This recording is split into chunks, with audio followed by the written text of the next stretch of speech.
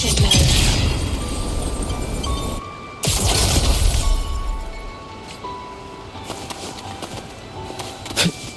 Let's get moving.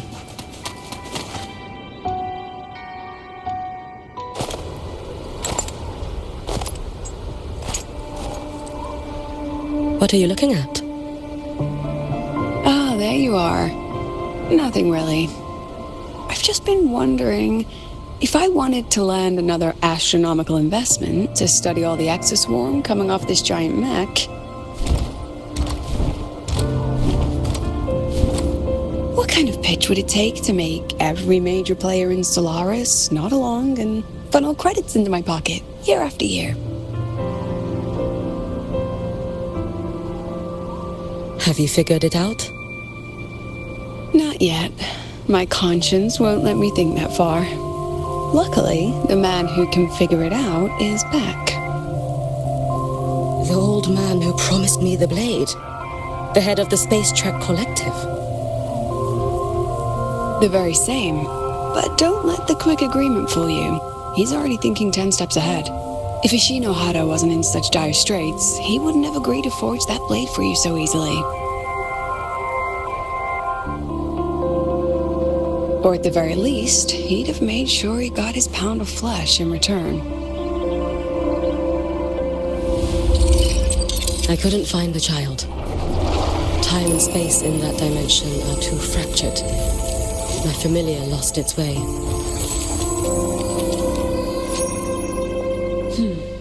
Then we need something that can hold out longer. A better way to search? Void matter reactivity has been high lately. A clear sign to follow would be best. That child is the Exostrider's resonator. There's no clearer sign than that. Looks like it's time the Exostrider was reactivated. When that happens, whether you're an annoying adult or the one meant to pilot it, I'm sure everyone will be on board, don't you think? Oh, what if we used footage of the Exostrider activating to pitch for funding? And the confidentiality agreements? No sympathy for my chronic funding anxiety?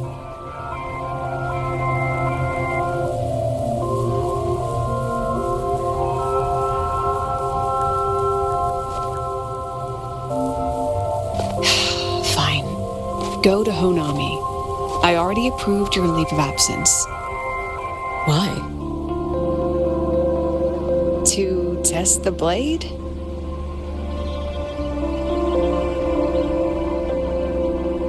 Even once the Exostrider awakens, there's still a chance it fails. If it does, what you sealed in the Deemer Plains becomes a liability. But it could also be our ace in the hole. So, before I give you the thankless task of guarding those planes, go deal with matters of the heart first. Understood. I will return in one day. Take 2.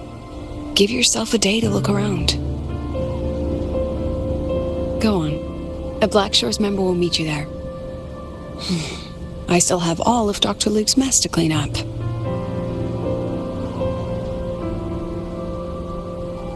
Understood. I am at your call should you require it.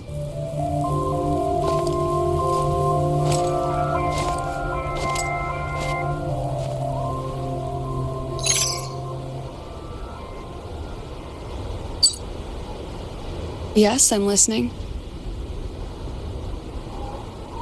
So it's about Denia. I see. Let's discuss it in person.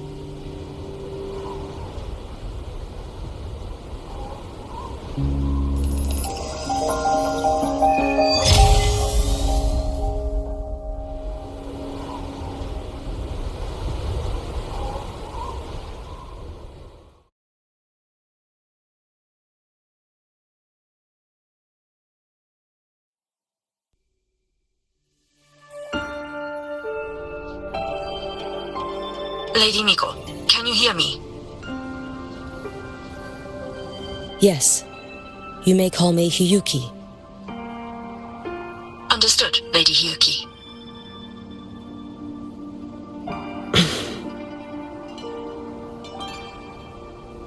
Most of the left behind in Honami City have been relocated, but a few, the ones whose regrets run deepest, still roam the danger zones.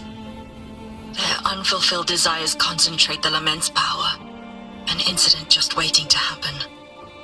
With you here, I feel better about the situation. We didn't expect you to take this on yourself.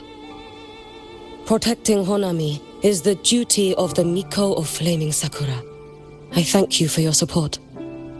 Actually, I have a favor to ask. Oh, is it about Gyokuro, the former Miko? We've already found traces that may belong to her, but nothing we can confirm yet. We're in the process of narrowing down her location. As soon as we learn anything, you'll be the first to know. I am in your debt. Oh, it's nothing. If it weren't for you back then, I would have... Anyway, I'll leave this area to you. You can rely on me. Was there something else you wanted to say? Nothing, Lady Hiyuki. It's just... Thank you for everything you do. Goodbye.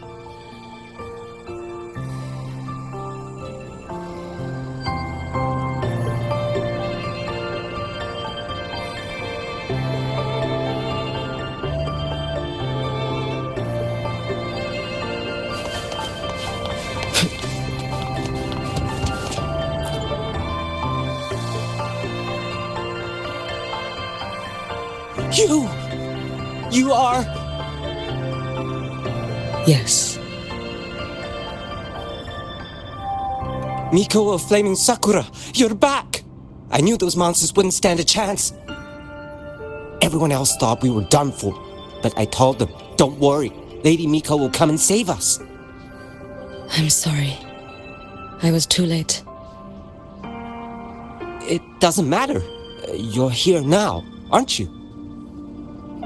Please, just say it.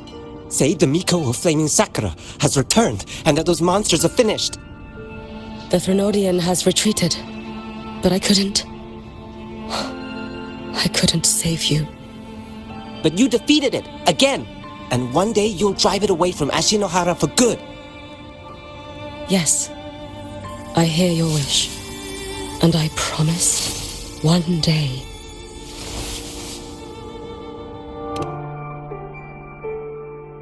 I failed their hopes. No matter how many times we tried. This is all your fault. Eternal Miko, huh? You're all useless. Every last one of you.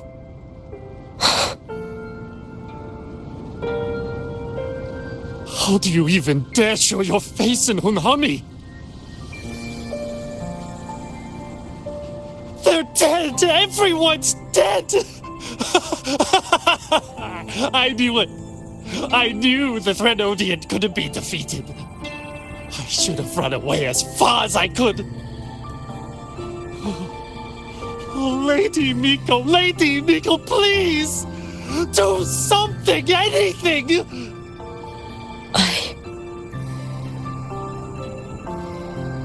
Powerful people like you won't die even if you lose. What about us? What about ordinary people? Just wait to be torn apart? I knew you couldn't hold the line. I knew it couldn't be killed, but how do we go on from here? Lady Miko, heroes, tell me, what should we do? If you need someone to hate, let it be me. It's all right. Place all your pain, all your resentment upon me.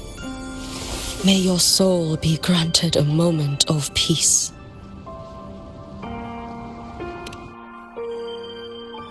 If I had been stronger, could I have saved them? If...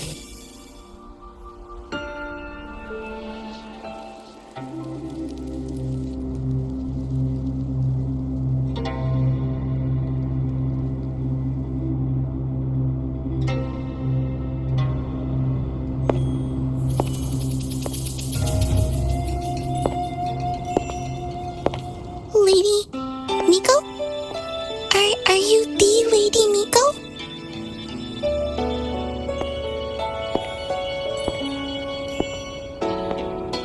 Oh, you are! You're the Miko who once talked to Lady Gyokuro.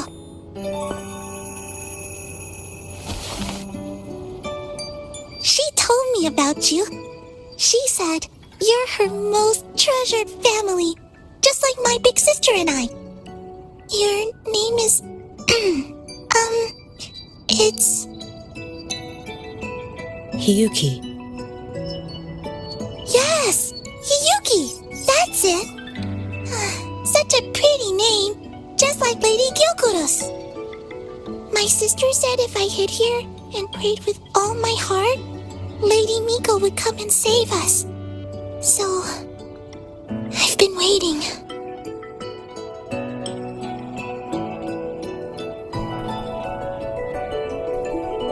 Little one, what's your name? Your hands are cold. Have you been waiting long? Kana. My sister calls me Kana.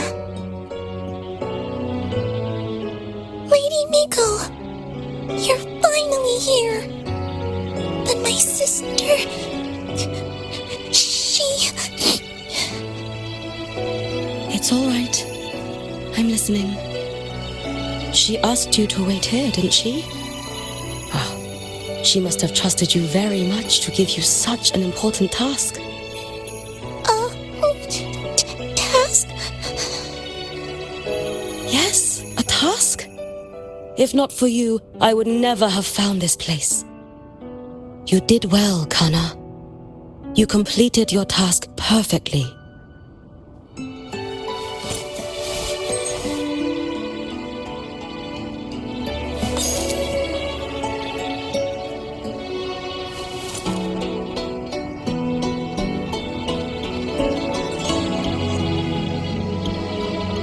Lady Miko, are you here to save Honami? Then, is Honami safe now? Honami will be fine.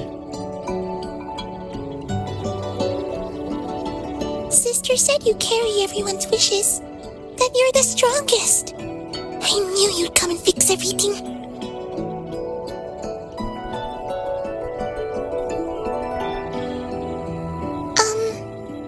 Lady Miko, can you help me find my sister? Of course. We'll both get to see our sisters again soon.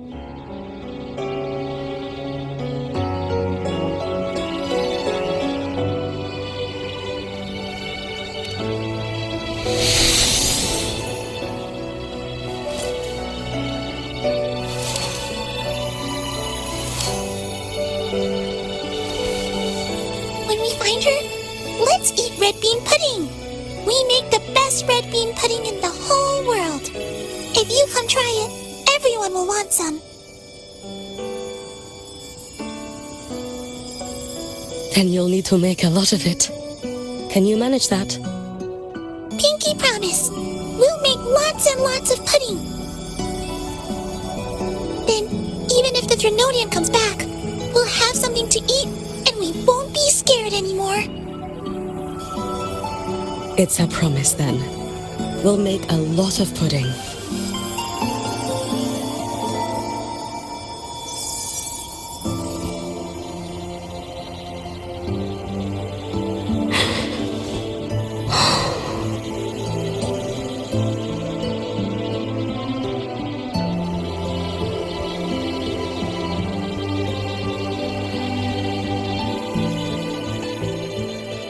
Red bean pudding.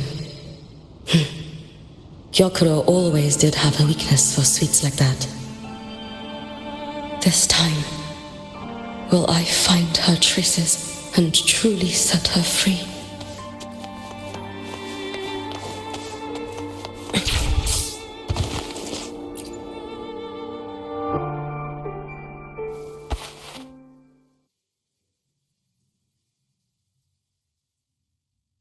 Hello, Lady Miko. I've been waiting for you a very long time. My final wish was simply to see you one last time. Your final wish? Yes, it's all right. I know I'm dead. I know I'm what they call a left behind now. But I thought if I'm going to remain like this anyway, I might as well get what I wanted before I disappear, right?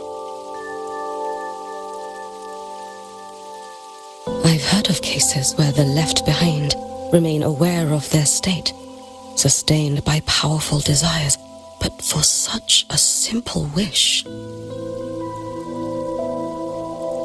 You truly only wish to see me again. I mean, you are a legend. You've been the Miko of Flaming Sakura since my great-grandmother's time. When I heard Honami was in danger and that the Miko of Flaming Sakura would meet the vanguard, I rushed here just to see you. You shouldn't have taken such a risk. If you wished to see me, you could have gone to the Flaming Sakura. I know. Everyone says you can just write your wish on the plaque and Lady Miko will see it. But I worried. What if it never reached you?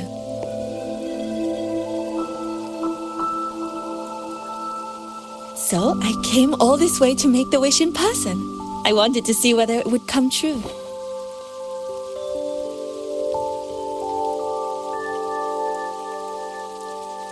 Very well. Then tell me, what is your true wish?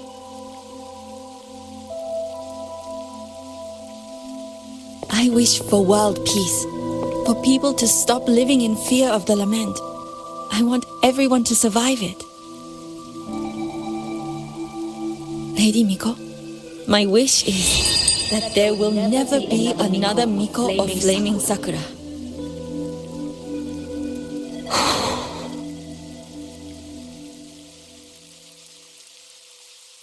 I see.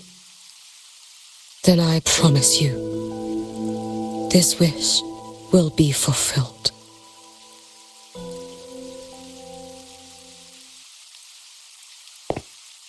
I know it will.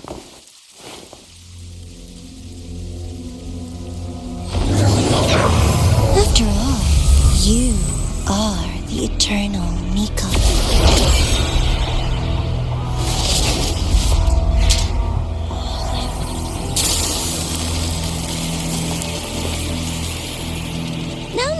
No need for that, Lady Miko.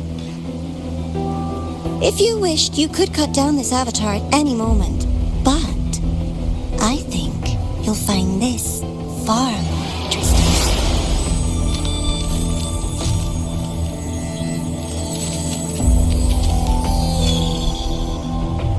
Yokuro's Shiratori. I know the Fractidus has cost Ashinohara its fair share of grief. But personally, I hold no ill will toward you. I had dealings with the previous Miko. It wasn't exactly a pleasant chat. But I promise you, her death was not by my hand. Just as you once witnessed, she met the fate all Mikos of Flaming Sakura share. She died, burning her future to ash to pay for the present. Aren't you even a little curious about what I showed her? If this makes you uncomfortable, feel free to cut through space and leave. This face of mine, of course, is entirely at your mercy.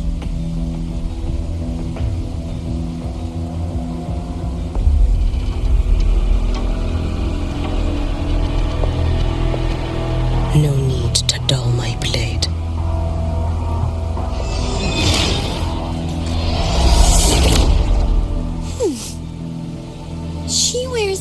exact same expression as the previous Miko. I suppose one day she too will be reduced to ashes by her own wish. Oh, Eternal Miko. Is she simply arrogant? Or just a coward?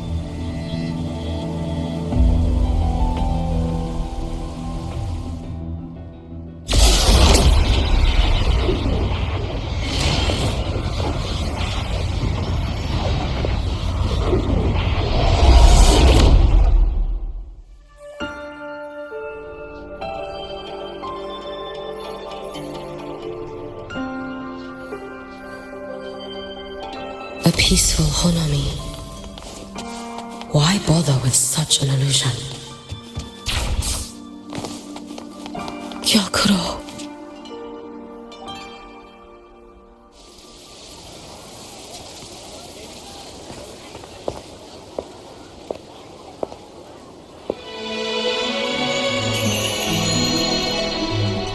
Lady Gyokuro, guess what? No math homework today! My parents and my big sister finally taught me how to make red bean pudding. Want to try mine? I'd love to. You know I can't resist red bean pudding. Wouldn't miss your special batch for the world, Kana-chan. Yay! I'll go make it right now.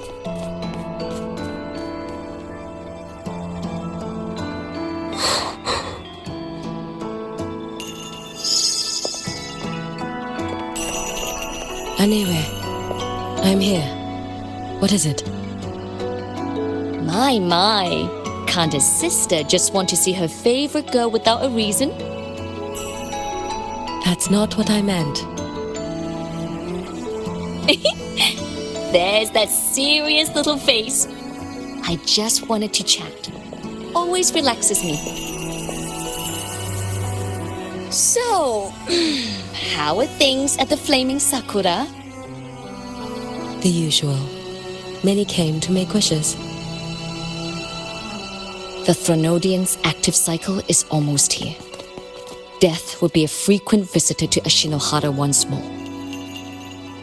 Prayers for safety, peace, victory. They pile up thickest at times like this.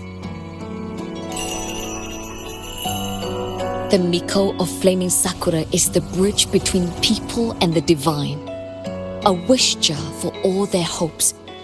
We must listen to every single one. Lately, I've been hearing you ring the sutsu. To grant those wishes, you burn your future using the sutsu's power. Continue, and one day there'll be nothing left to burn. You should have stepped down already, Aniwe. Let me become the Miko of Flaming Sakura. Let me inherit the sutsu. Oh, I'm perfectly fine. I've got futures to spare, you know.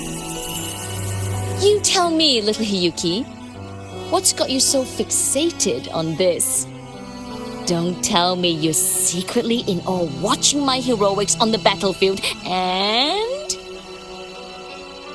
Yes, I want to be just like you. You wish? You're 100 years too early for that, you little blockhead. Enough about the sutsu. Stay and have some pudding with me instead. I know a wonderful little shop. Always practicing archery under that sakura tree. What a bore! A girl your age should be out living a little. Here we go again. You know I don't care about any of that. I'm going back.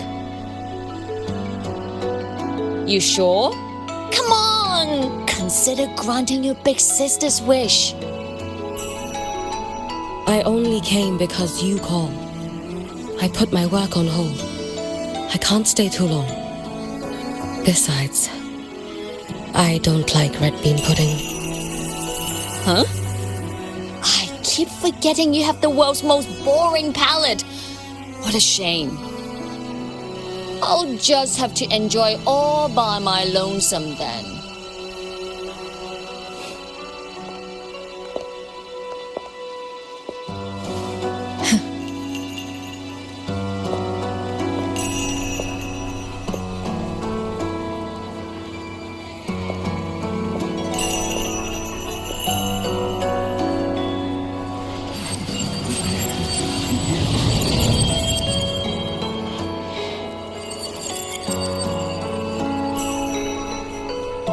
Gyokuro never once spoke of her own wishes.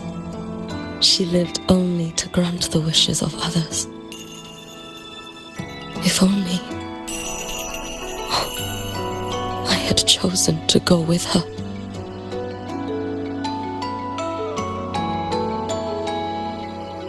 I should go there. One more look will be enough.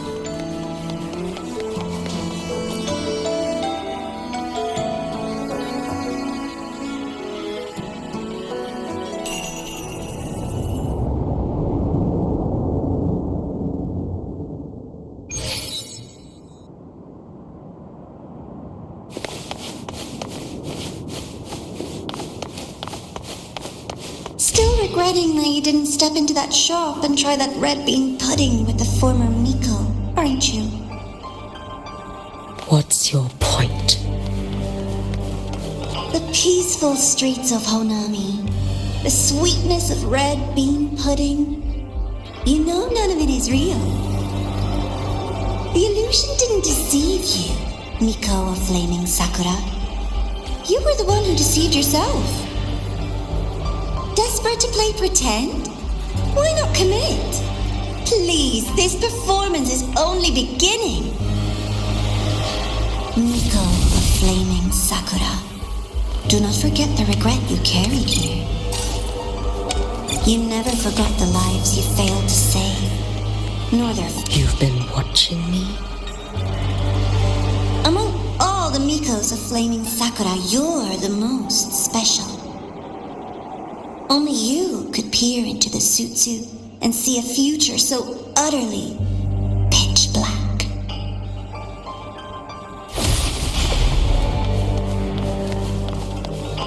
This is... Oh, you've heard the stories, of course. But none of them know what Rover really endured to reach this point.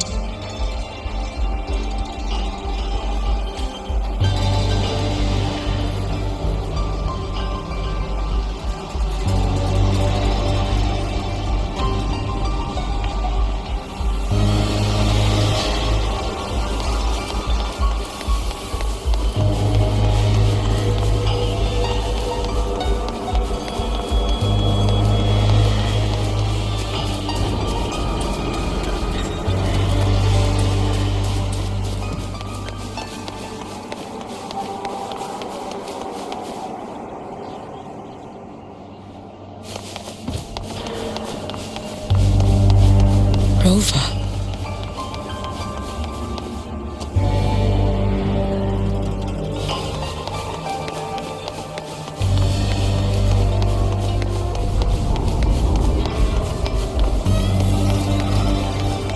This is... the Threnodian. Go on. The next act awaits you.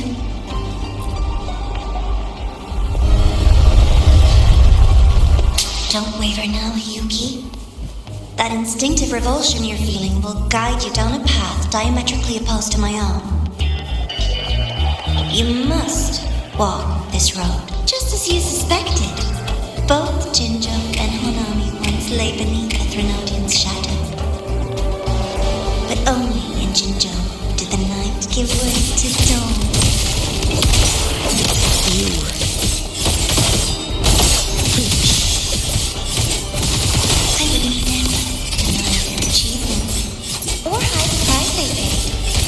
Their pride. And likewise, I would never deceive your eyes. Rover. Did you keep this blade? It's as sharp as they promised. Once business in Lahairo is settled,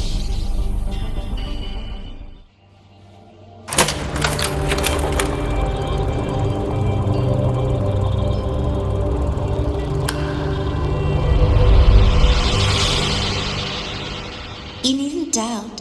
This is, in fact, my ploy for you. What else would you call laying the very path you've dreaded most bare before your feet? Keep walking. The way forward is the only way left.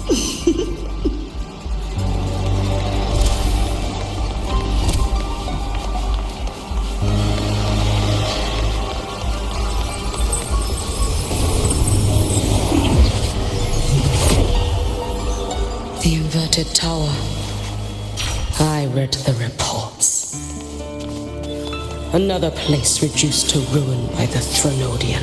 A nation that placed its faith in the Sentinel, yet its blessed maiden was spawned by the Threnodian Leviathan. Deliciously absurd, isn't it? I read the incident reports. It was the Threnodian scheme. Obvious enough. And from it, I obtained the precise counterweight to tip the scales. The power of assimilation. Precisely. After all, isn't that blessed maiden living proof? Proof that harnessing the Threnodian's power is a viable path. Is this The fall of Imperator. As you know, even a sentinel can't be a crutch for humanity forever.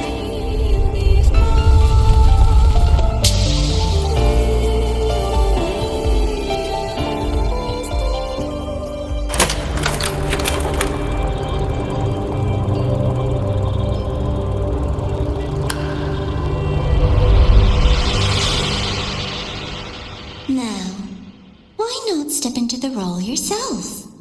Experience Renacita's conclusion firsthand. Oh, and I made a personal appearance for the grand finale in Renacita. I couldn't very well abandon my rather childish subordinates like that, could I?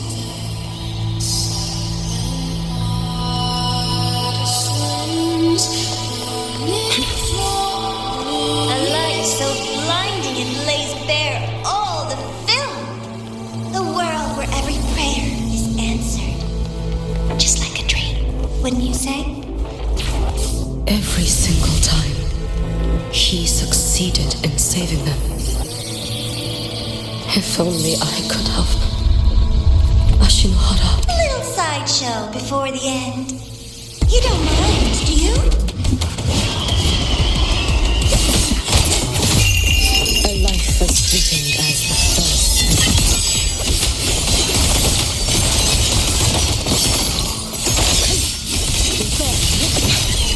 So persistent. For all wishes spoken, this vessel I offer.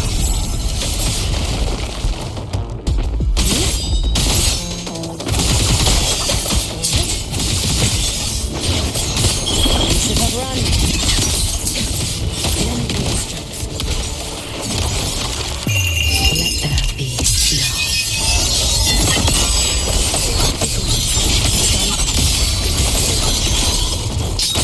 If my blade had been pure, could I have? Is my focus slipping? Why is Take your time. We're almost at the finale.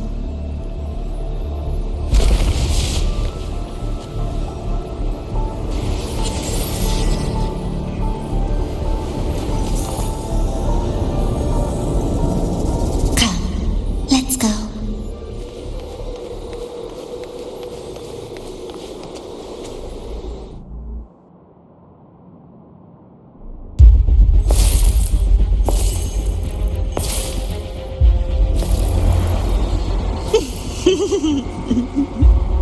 Thoughts on the show? You showed me all this because the Fraxidus wants to replicate the assimilation within the Blessed Maiden herself.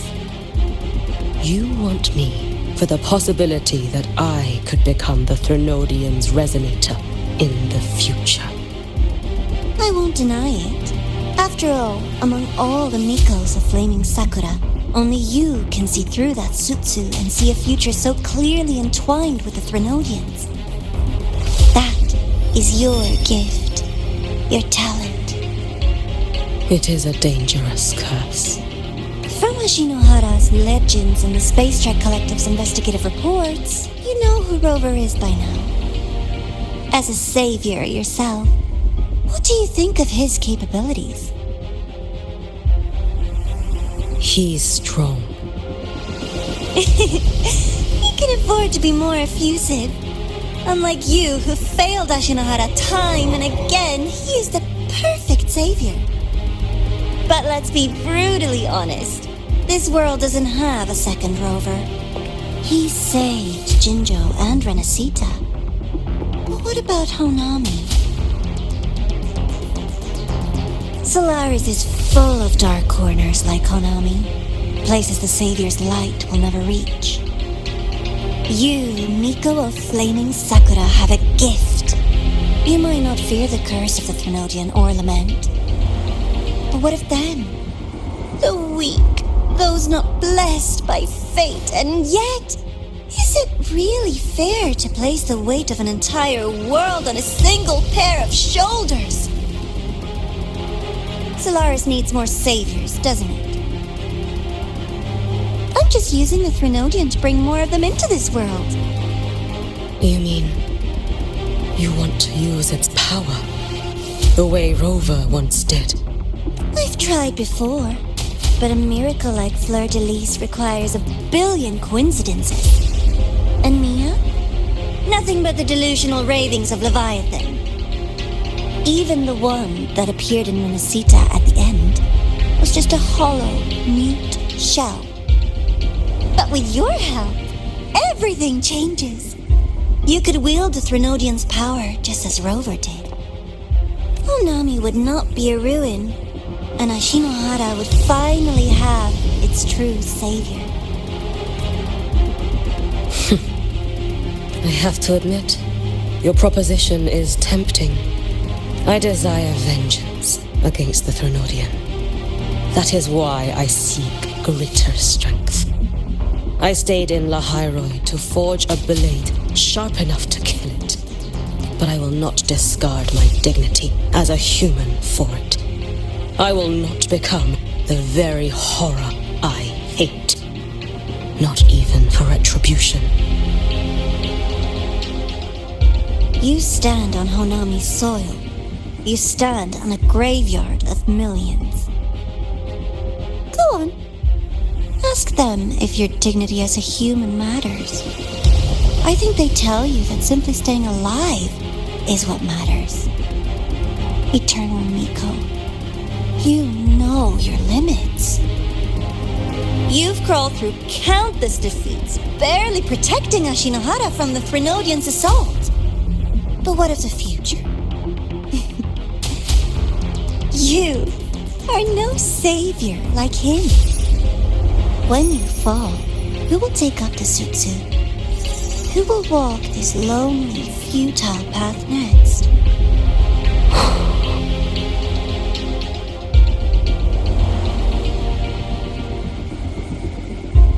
We could always talk about the former, Miko. The bodies of the left behind are ephemeral. You'll find I have a far more durable proposal.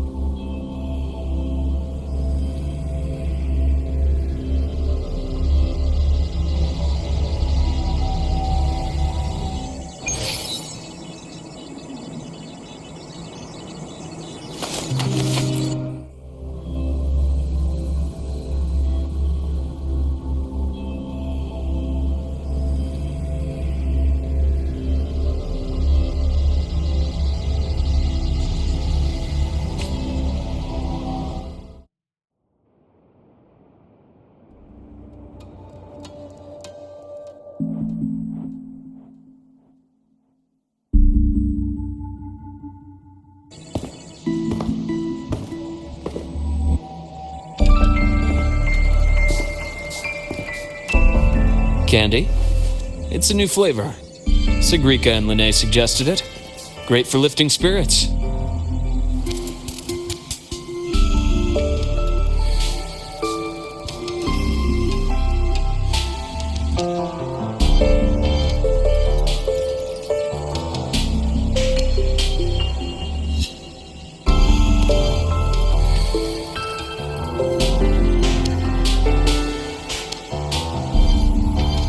All right, Luke. What's the word on this Exostrider plan? My conversation with Lucilla went well. She's on your side. Your showing during the Dark Side incident also helped speed up the Academy's internal review. That said, you've been a student here for less than a year. You'll need the Space Trek Collective's approval to officially activate the Exostrider. Their biggest financial backer is the New Federation. And of course, they answer to an entire board of investors. And to them, the Exostrider is definitely a high-value asset. I've been flooding their desks with reports. Your Academy investigation record, your latest test scores from Abel College, and a full physical adaptability eval I wrote myself. And were they rejected? We got a meeting, but when that much money's involved, conflicts of interest make everything move very slowly. Unlike Jinzhou or Rinasida, they've got far too many cooks in the kitchen. I'm worried we don't have that kind of time. Exactly, which is why we're going to strike first. Besides, things have changed. It all comes down to this guy. This is Chase, head of the Space Trek Collective. He just got back to Lahai-Roi on a Triumph avionics ship from the New Federation. President Lucilla, Professor Mornier, and I have all put in a good word. You'll be meeting him at the Research Institute. Chase started as a low-level employee at Ashridge Energy in the New Fed. Then, he dropped off the grid for a few years before resurfacing in a government position. After that, he left the government and started diving into multiple large-scale investment projects. Some say he's still been Ashridge Energy's man the whole time, but no one's been able to prove it. He's sharp, low profile, and very smooth. At his age, he's seen it all. His only real concern is if the Exostrider's pilot can be controlled. Normally, they'd pick Academy synchronists who have been signing stacks of NDAs since day one. But Sounds like his attitude changed. Does that have something to do with the changes you mentioned? come in. Let's talk over some hot drinks.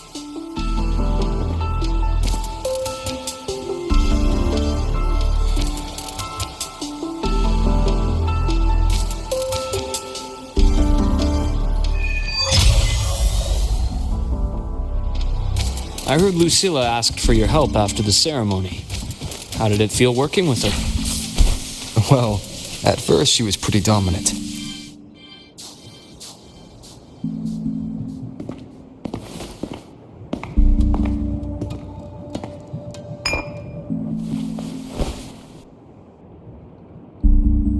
Based on your intel, the reactor core has been returned. Ideally, we'd wait for the Exostrider to awaken before trying to help Imith or confront the Thrnodian. But recent readings from the Institute's Strider Gate monitors, they're off the charts. Void matter reactivity is spiking. The Space Trek Collective is getting twitchy. If Thrnodian Aleph 1 breaks the seal, all of Solaris will be at risk. Not just Lahai-Roi.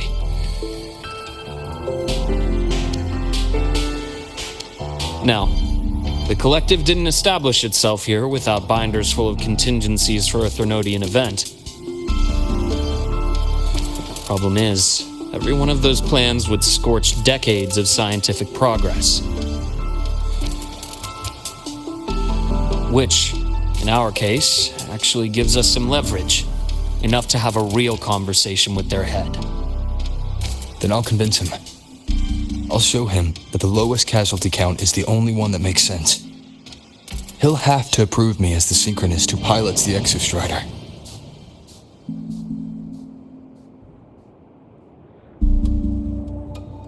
Luke, you mentioned you have contacts in the Black Shores.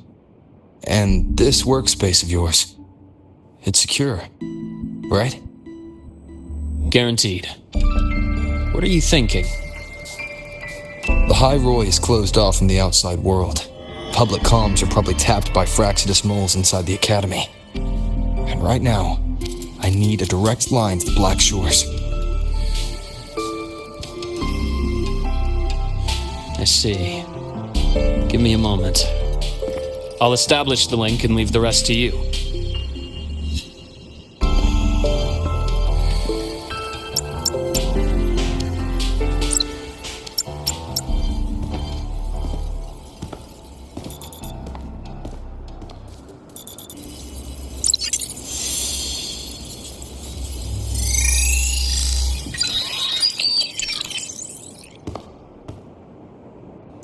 I received your call, Rover. Is the situation in La High Roy that dire? You look exhausted.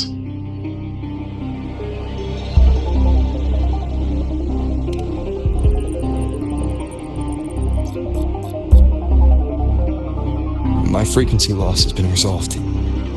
But La High Roy is under imminent Tenodian threat. I need your help, Shorekeeper. Understood. For this purpose, both I and the Black Shores exist.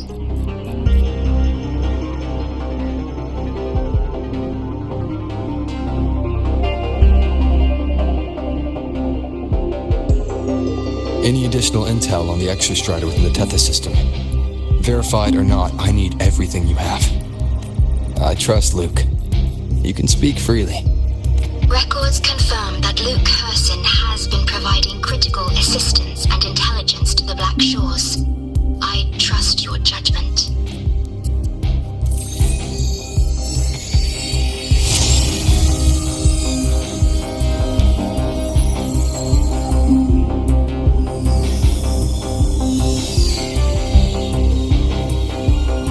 After the founding of Star Torch Academy, most information fell under their seal of secrecy. However, in its early days, you mediated negotiations between the Academy and the Roya. Through that process, the Black Shores gained partial access to certain archived insights. This space trek collective fears that due to the Exoswarm's division, the Exostrider, even upon awakening, might not have enough power to face the Threnodian. This concern led to the Augmented Resonance Initiative, the Synchronists. Observing how Sentinels work with their resonators, they theorized that the Exostrider, sharing similarities, could amplify its power through a resonator as well. However, considering your link with the Exostrider, the Tether system does not recommend this method.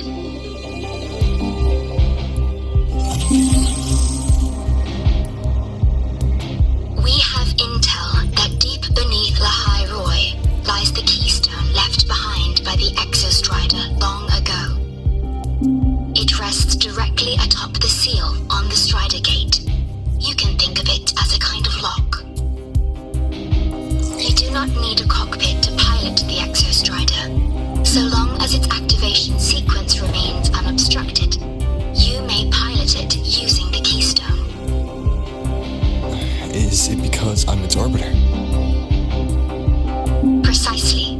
For one who shares its origin, a cockpit would be more of a hindrance. As for Imeth, I think Dr. Luke's proposal is viable. You mean using the exoswarm-like shell that appeared in the cockpit to look for her? Yes, the connection between frequencies will help. Rover, bring her with you when you activate the Exostrider. Sure. While I'm there, the Black Shores will need to keep a closer eye on the High Roy. I understand. I'm counting on you, Shorekeeper. As long as I may be of help to you, I am content. Please return safely from the Strider Gate, my star. I will. Don't worry.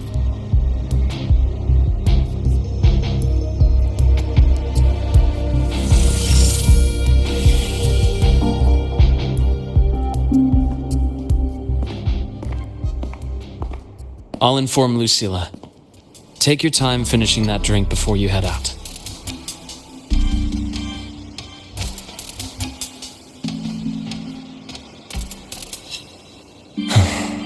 What do you think? I'm about to ask a man to sign off on a crazy plan, and I can't even promise him it'll work.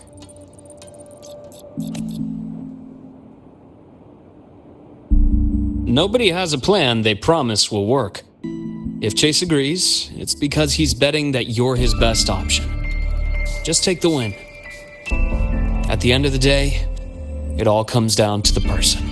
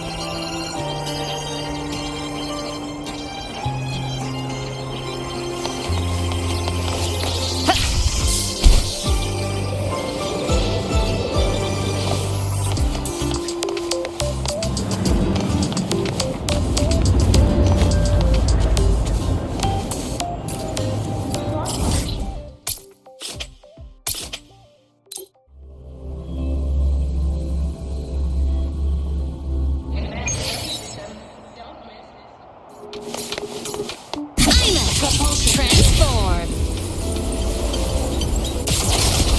All baddies will burn.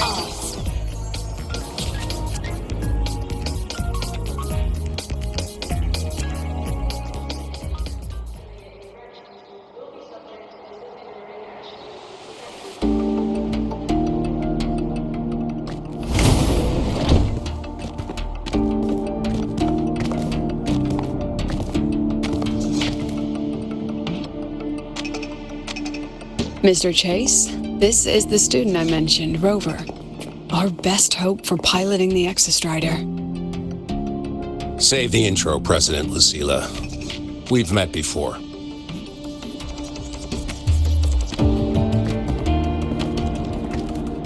Before, in my past life at the Academy. Let's just get down to it. The Threnodian Aleph-1 situation is deteriorating. We're running out of time.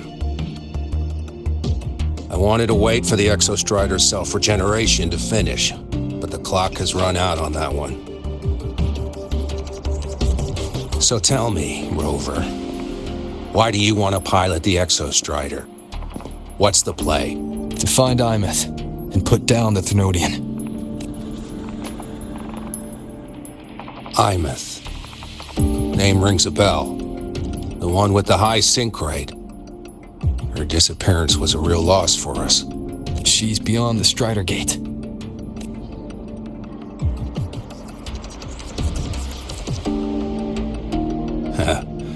I see how it is. But finding one person in a goddamn interdimensional haystack? Not so easy. You understand our position. The Threnodian is our priority.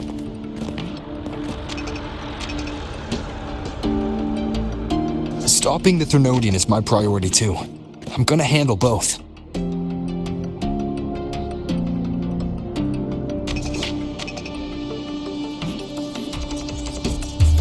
Look, we have the same objective. So, like you said, let's just get down to it. If void matter erupts, the High Roy is ground zero. Every one of your projects will take a hit.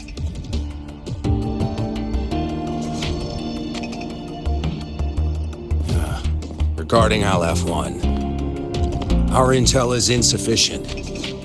We are not, at this time, considering its total destruction.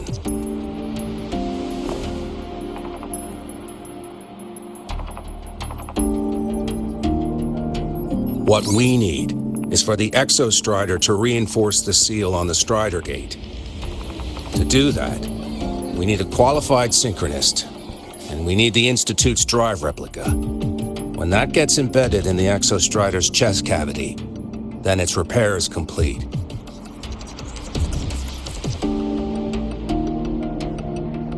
Right now, the replica is in its final phase of development. We're still missing critical data. A drive replica. Is that what you're building from the fallen reactor drive after Helios was launched? Correct. It's based on the original drive's framework. You had a hand to play in that. You made sure Helios got launched. To complete the drive replica, we require precise data from the Exostrider operating in high concentrations of void matter and environmental readings from inside the Threnodian. Without them, we can't guarantee the Exostrider can resist Aleph-1's corruption. Here's the verdict. On behalf of the Space Trek Collective, I authorize you to pilot the Exostrider.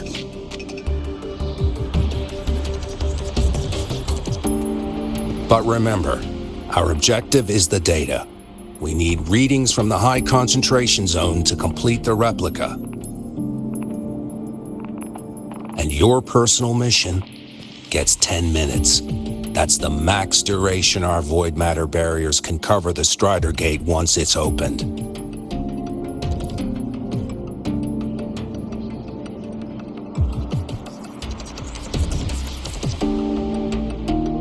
After 10 minutes, you return to Lahai Roy, whether you found Imeth or not. Do you accept?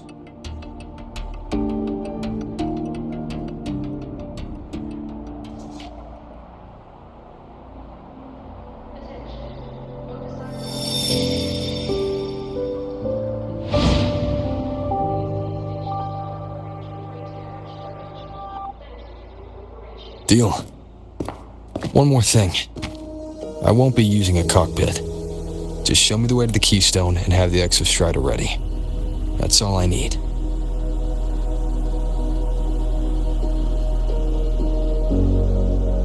Huh. Still full of surprises. Always bringing us the unconventional. Lucila, run a high-pressure sync test for the Synchronist.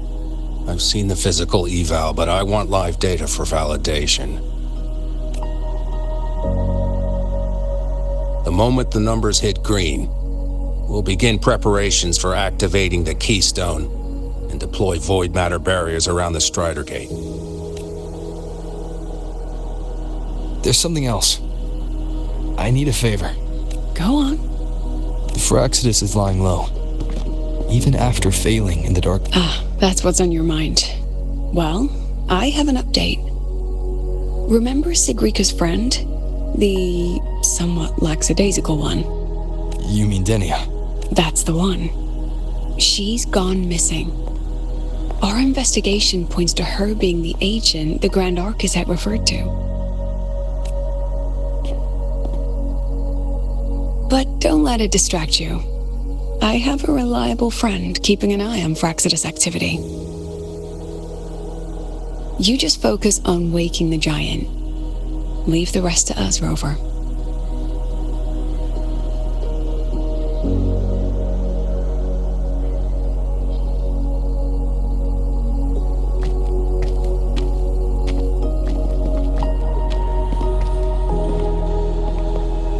Black Shores just sent a formal communication request.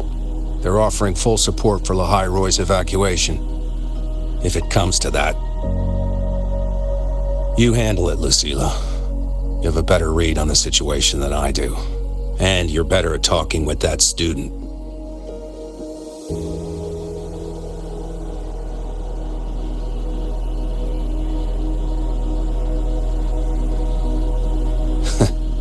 If there's anything else you want to ask me, now's the time.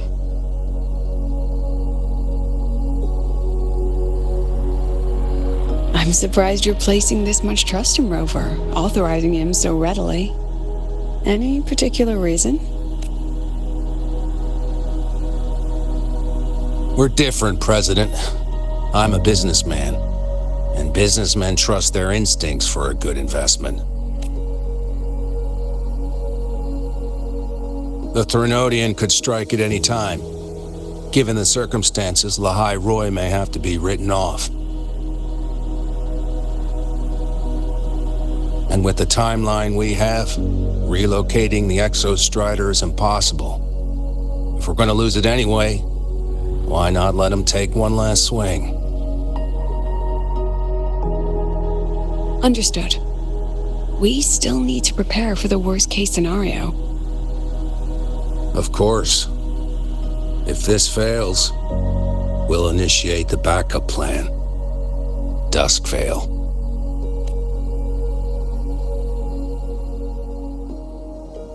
That guy gives me the creeps. What kind of place is the new Federation anyway? Are they all gonna be like that? We'll find out when we get there, Abby.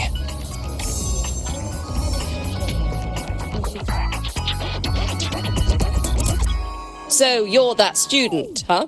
I'm Sakia. I'll be overseeing and evaluating your test today. Lucilla filled me in on everything. This synchronization test is far more intense than the standard procedure. We're simulating the neural load of a direct link with the Exostrider. If you feel anything off, you call it. I won't allow the test to continue under overclocking conditions. Review and confirm the safety protocols before entering the cockpit. Good. The cabin systems are configured. The simulator cockpit is right there. I'll be watching your metrics closely the whole time. I hope you pass the test smoothly.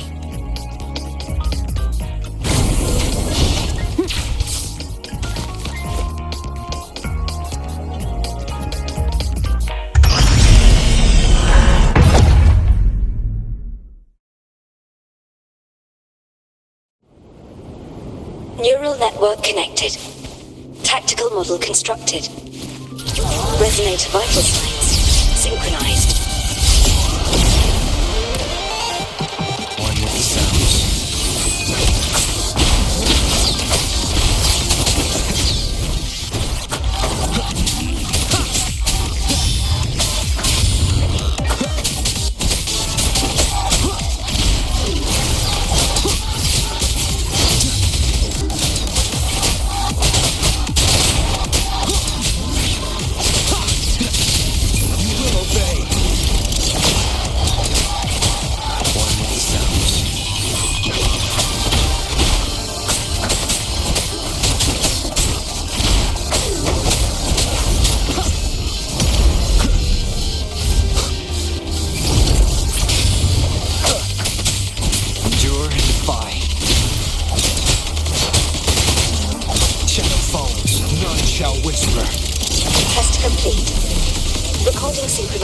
Rate data.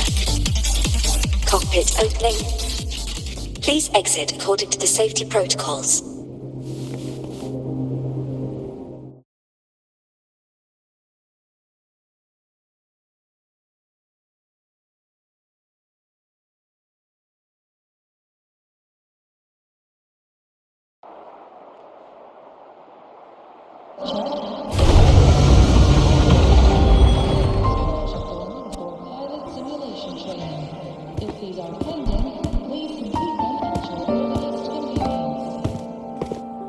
How did you get all the way here from the lake house? She wanders into the academy sometimes. Usually her caretaker bot escorts her back pretty quick, but today she was being difficult. We'll go back together in a bit, okay?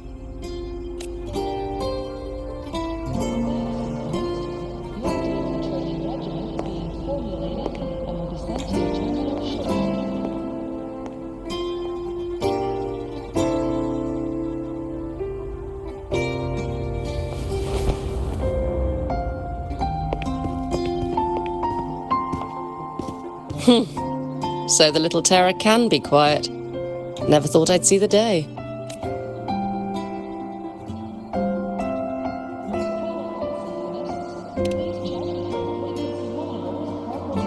Yes, I was her teacher. Over 10 years ago now. She used to drive me up the wall. Made me lose my composure more than once. She never did seem to mind. The last day I taught her, she wrote saving the world as her career path. I asked her if that was really what a synchronist should be aiming for, then gave her a piece of my mind and told her to rewrite it. She didn't even get upset, just smiled, took the form and walked away. She never stepped out of that cockpit again.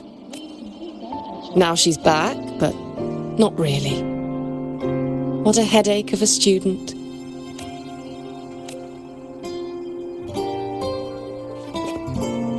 Ursula told me you're her family. Is that true?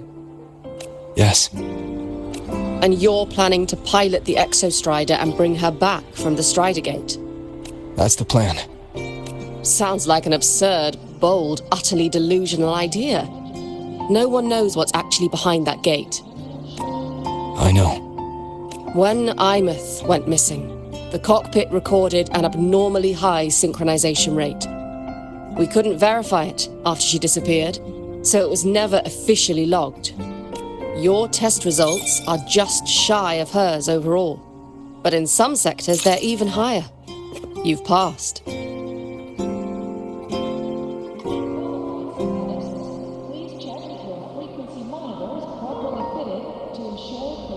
I hope that absurd plan of yours works, and that you bring my student home.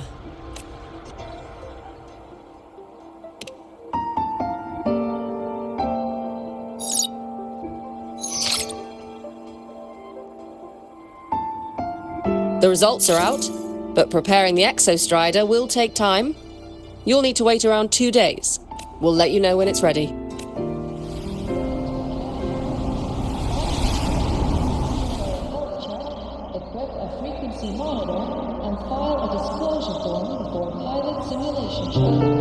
Cassette.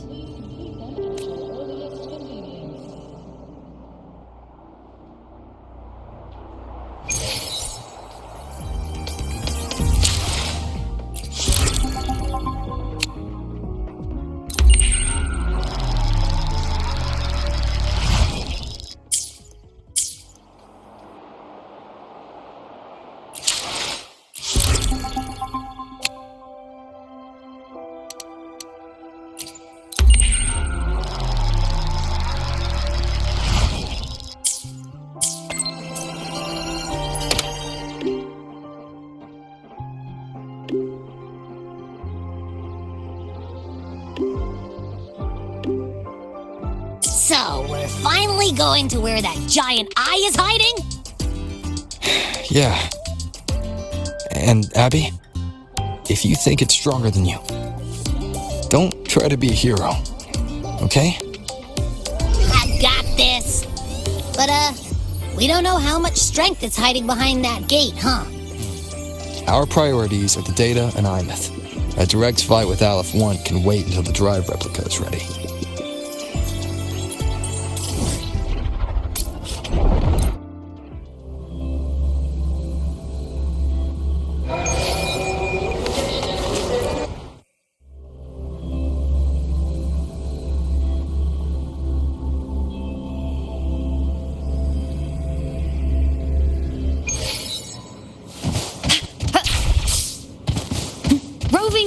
stars.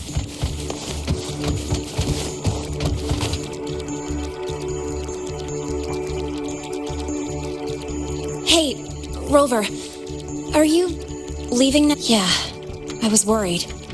Figured I'd catch you before you left.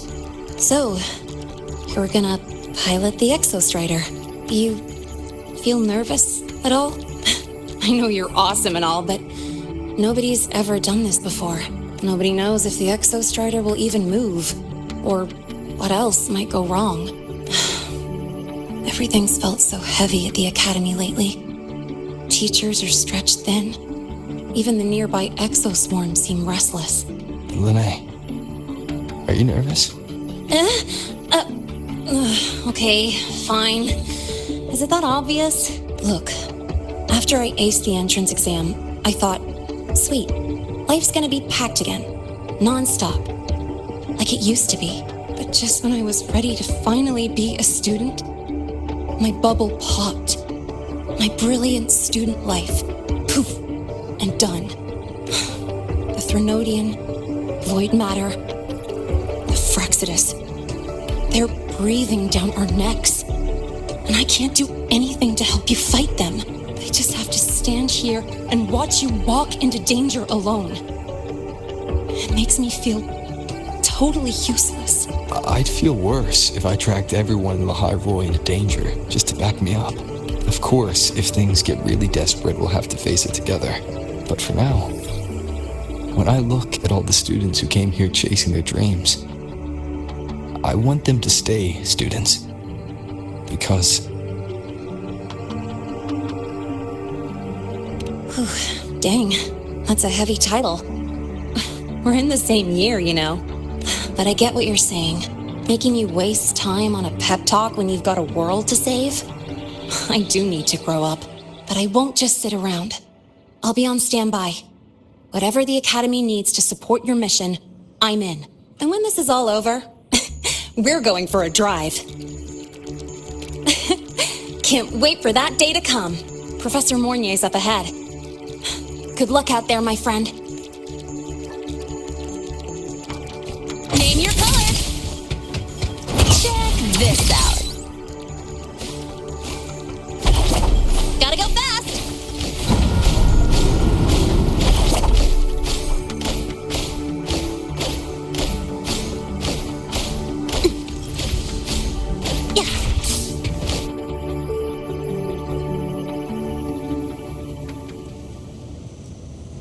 Temporary passage is complete.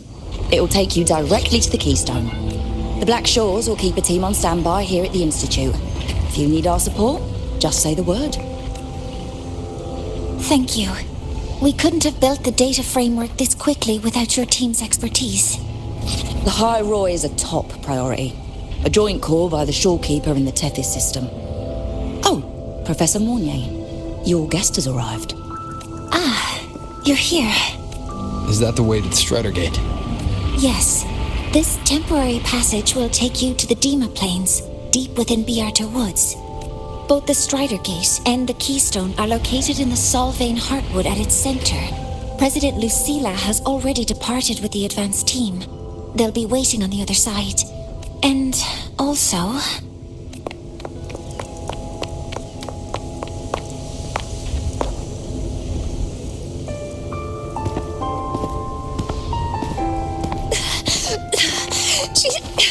She's too fast. What happened? Professor Monnier, she suddenly bolted into the cassette depository and took this. This is...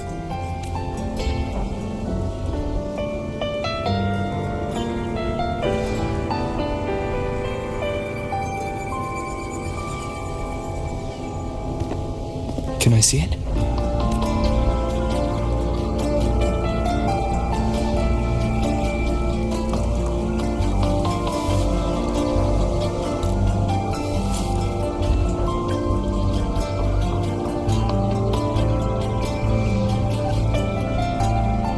I'll give it back in a moment. Mornay, do you see what's special about it? This ID number. I saw it in the student file during her inspection. This is Imeth's own cassette. It's been stored in the depository since she went missing. Why did you want to bring this now? It may be instinctual. Dr. Luke did say this exoswarm-like shell shares a frequency link with the real Imeth. Or it could be the shell's residual instinct. Cassettes are proof of a student's identity. Or it could be a weak signal sent from the Imeth beyond the gate. We can't determine which theory is correct yet. However, this does remind me, carrying a cassette into an unexplored void storm zone follows standard exploration protocol. Do you have yours? Yeah, I've kept it with me. I'll head to the Deemer Plains now then, Mornier. I'll have to stay here, monitoring the data and ensuring the drive replica is ready. I wish I could go with you. But I'll be fully supporting your mission. Mentor, please, take care. I count on you to watch my back, Mornier. With what we accomplished with Helios, I trust you'll handle the drive replica. We will succeed again. I won't let you down, Mentor. Let this be a new promise between us.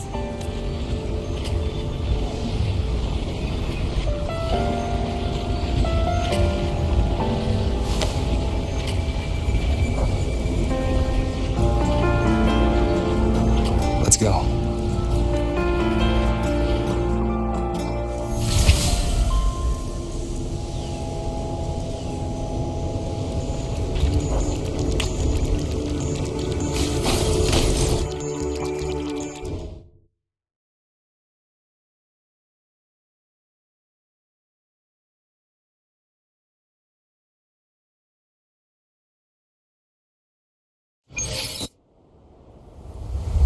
Ugh, stinky.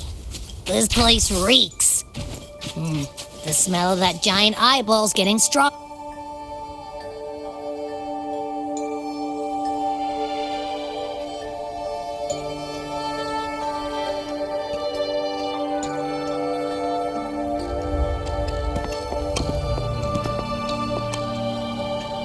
That Miko.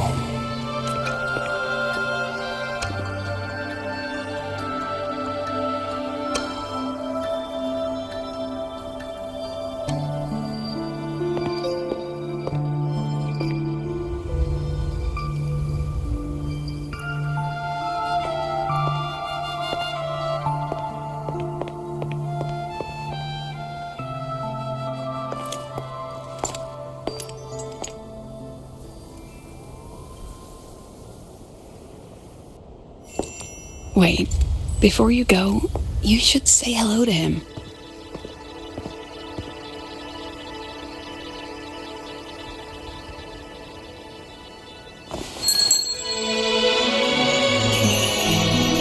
This is Hiyuki. I told you about her before. The only reason we could set up the monitoring equipment so quickly is because she cleared the way for us.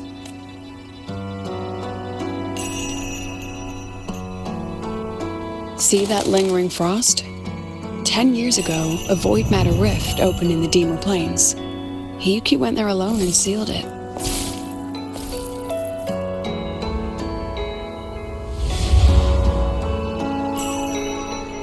Thanks to her efforts, the Space Trek Collective and the Roya were able to fortify the seal successfully. Every task the Academy assigns her, she completes flawlessly. Were she to have a flaw, though, it'd be that she goes through blades like nobody's business.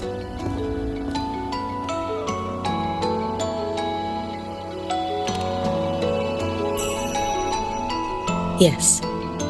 Lucilla spoke of what that child did. She is a good one.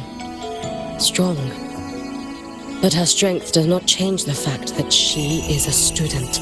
That we allow a child to bear such a burden is a failure on our part as adults.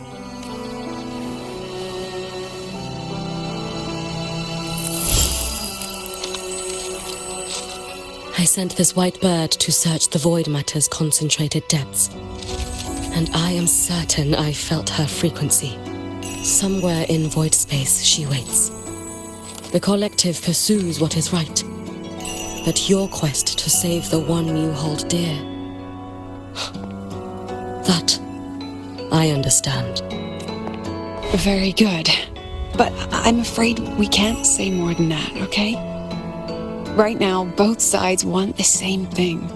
That's the best we could ask for.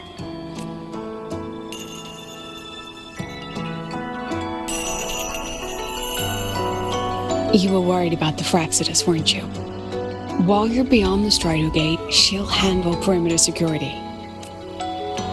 She's hunted both the Threnodian and the Fraxidus for a long time. There's no one better for the job. Right, Hiyuki?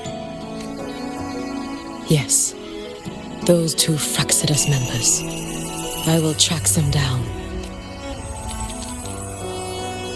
Here. Take this. The white bird carries my power. It will shield you.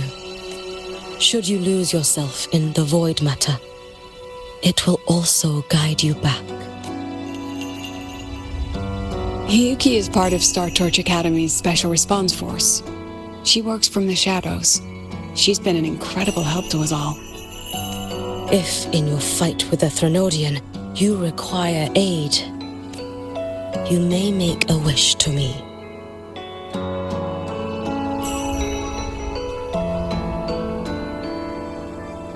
How about I go first? I wish for peace and safety across the Deemer Plains.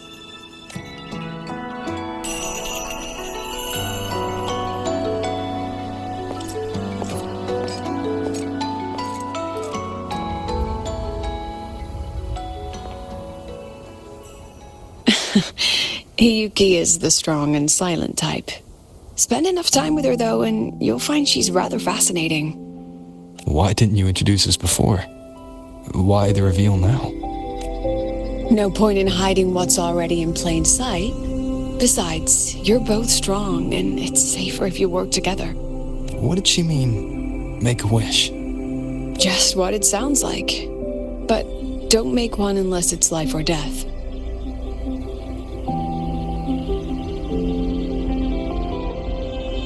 Granting wishes always comes with a price. I've sent you intel on high concentration void matter zones. Review them when you can. I couldn't say this with Chase present, but I think you understand. For him, this is a calculated investment. For you, it's a suicide mission. You've been in void space. You've faced it. If Aleph 1 truly lies beyond that gate, it'll sense you the moment you cross over. This won't be easy. The Exostrider isn't fully repaired. If something goes wrong, it may not be able to hold out against Aleph 1. And the Collective won't risk an extraction if a void matter outbreak is imminent. Once you enter the gate, you'll be completely alone. Are you ready, Rover?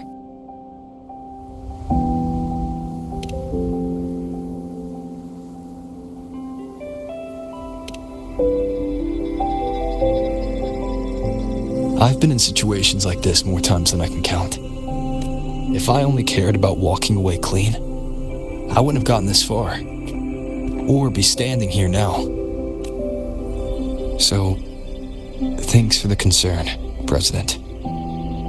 But I've been ready. Very good. I'm relieved you've thought it through. I'll be here with the others, monitoring the void matter barriers. If something happens, I have to respond immediately as the Academy's head. We'll probably be able to maintain a data feed. But based on past intel, the void matter's disintegration effect will destabilize the signal. It'll likely cut out once you reach the keystone.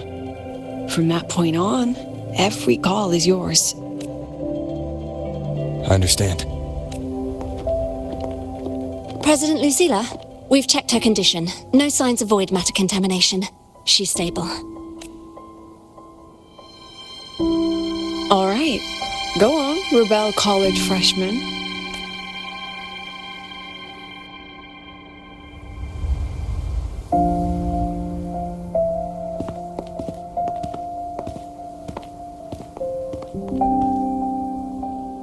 The students and faculty of Star Torch Academy have been waiting for the day the Exostrider awakens.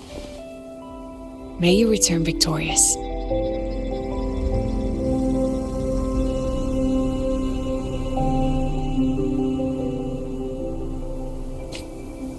Void matter gauge readings are stable.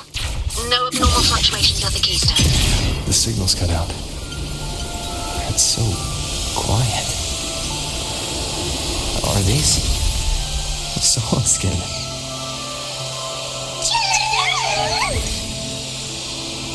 Are these little guys guiding me to the Soul Vein Heartwood?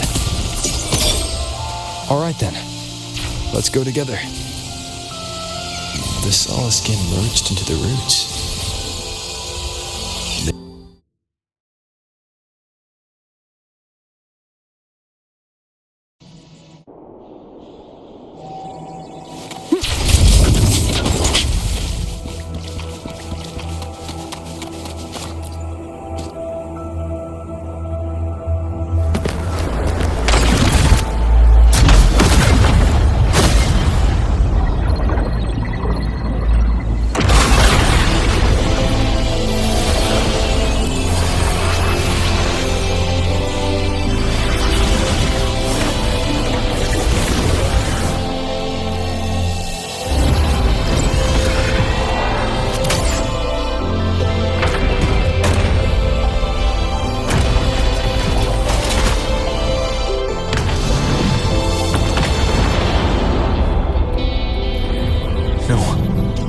Level all of the High Roy.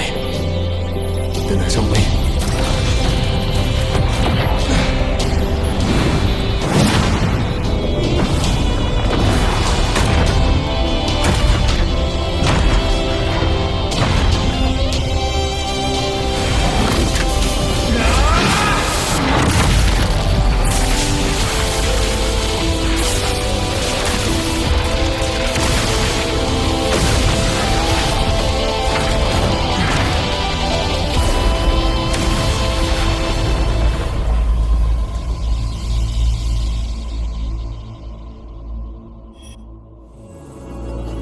starting to feel dizzy.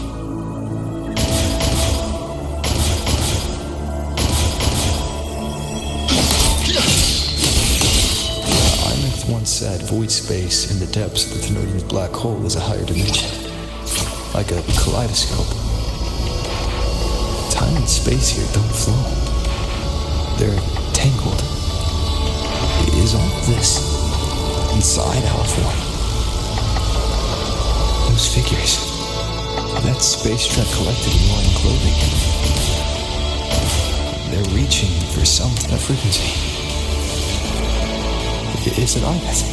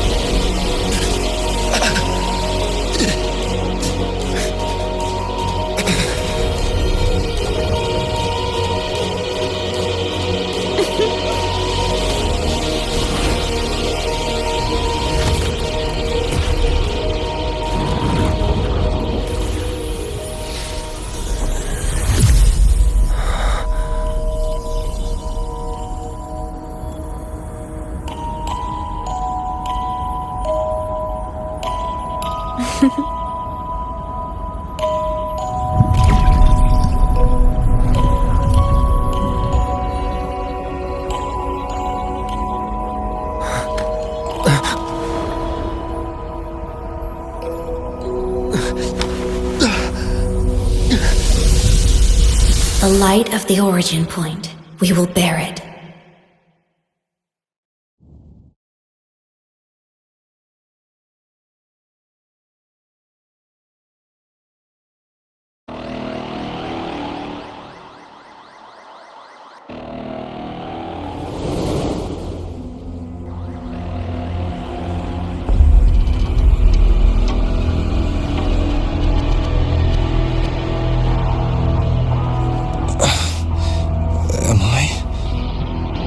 Back at the academy.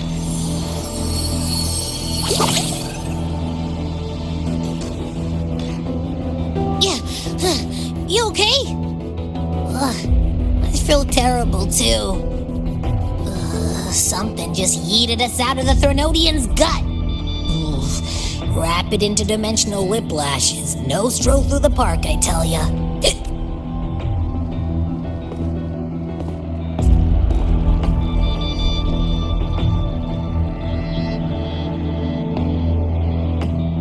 The Exostrider isn't here. The big guy's still stuck inside the Threnodian. Did you see that freaky black hand that popped up in the cockpit? The whole dimension freaked out, like it was trying to spit us out. Next second, the void matter had flushed us out here. I saw Navora in the flashes. It's the Fraxidus. Has to be. Everyone was standing right here. This is where void matter began to contaminate the sky. And Aleph 1 was watching me and the Exostrider beyond the gate.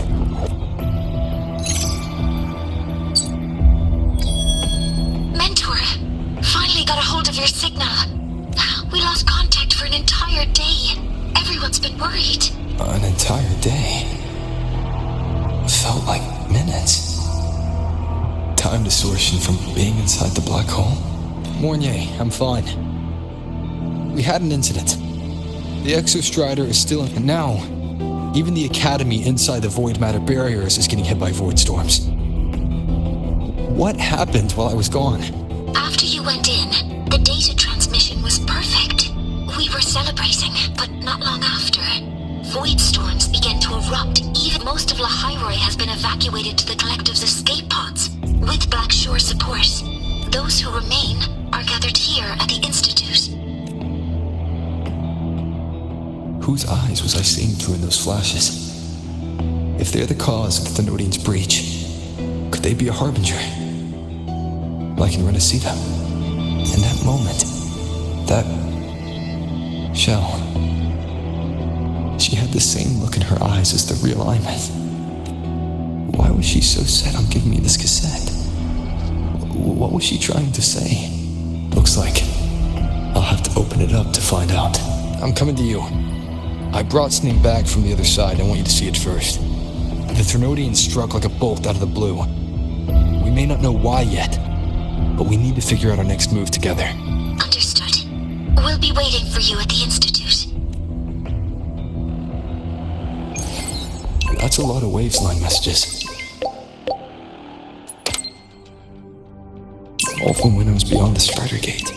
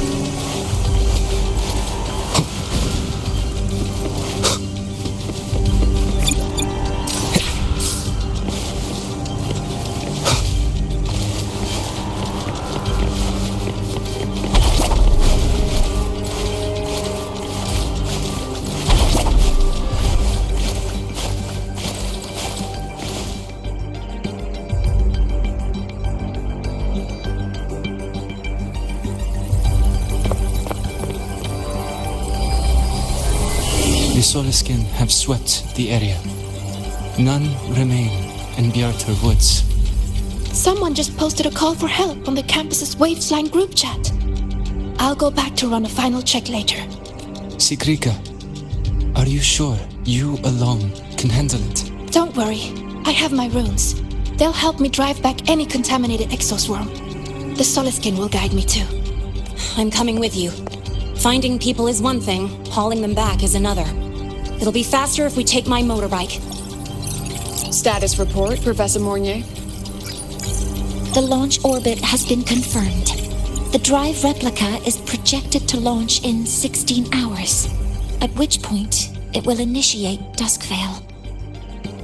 Then we evacuate every remaining soul in Lahairoi before that window closes. Check the ships at the Royal Frostlands port, in addition to the escape pods. We don't know how long Duskvale will hold. No one stays a second longer than necessary.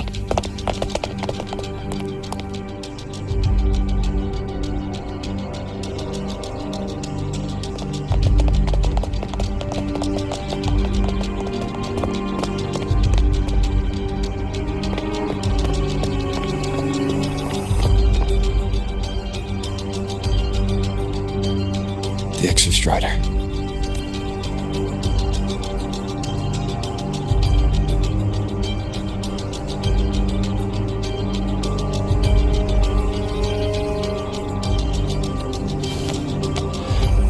I heard from Professor Mornier. You went dark for a full day. We thought we'd lost you to void space.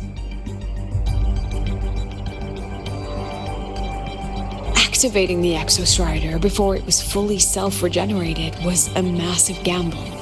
We all knew the stakes. We hoped for the best, and of course we prepared for the worst. You're alive.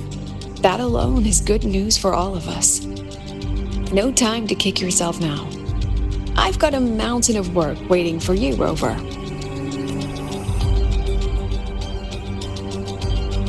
Please, have a look at this, Mentor. The Research Institute is running the final modifications on the drive replica now. The Roya are assisting with assembly and verification. It's built from the framework of the fallen reactor drive. Various materials from the Exostrider, too. It's everything Lahairoi has been working toward. This man-made heart is our final legacy for Solaris. In 16 hours, we launch it into the canopy above Lahairoi. Once evacuation is complete, it will activate, transforming the canopy into Duskvale. It'll contain the spread of void matter. We only finished it because of the data you sent back from beyond the Strider Gate. See? Not a total loss after all.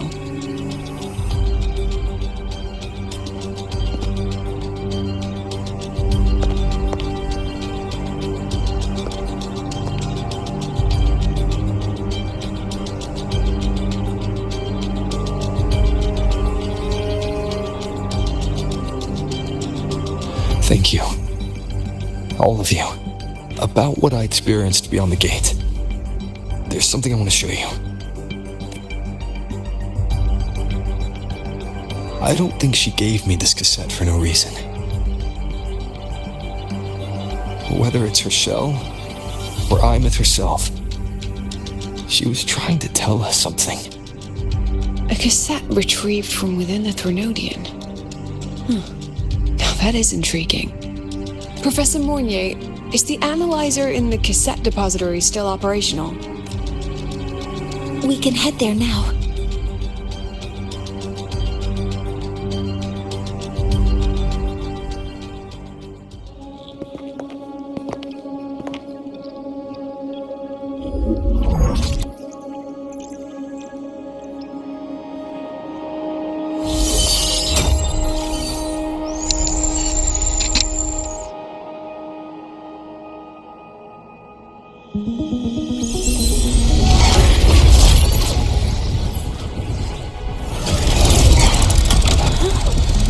What's happening? Why are all the cassettes rewinding?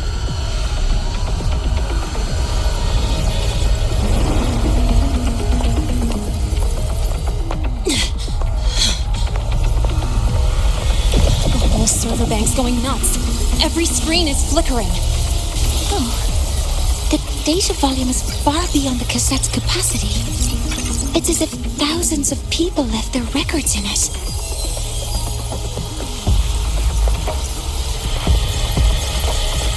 The storage system is destabilized.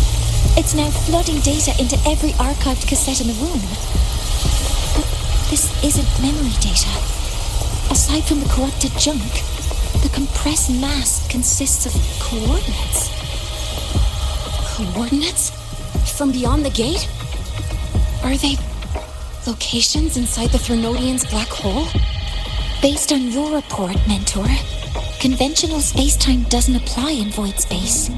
You can't plot a standard map there.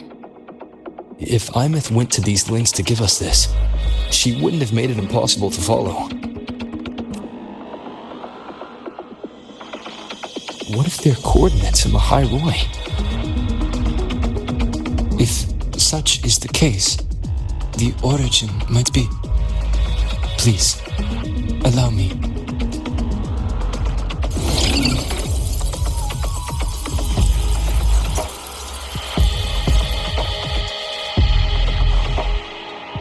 A uniform format these coordinates share.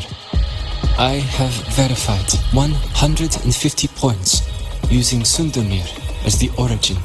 Each one aligns with a site of Royan runes etched upon stone, just as you beheld within Soul Asylum.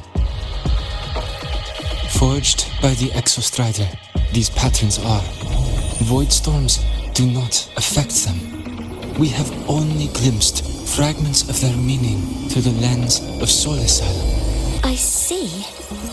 Let me overlay these coordinates onto a Lahairoi map. It should make things clearer for us.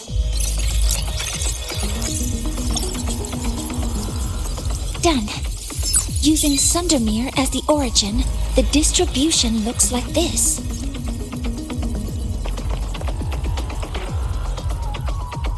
Everything matches. I'm spotting every Royan rune site in Bjortowoods on this map. But what about the other coordinates? Wait, I know that spot. That's where the void storm hit at the start of all this.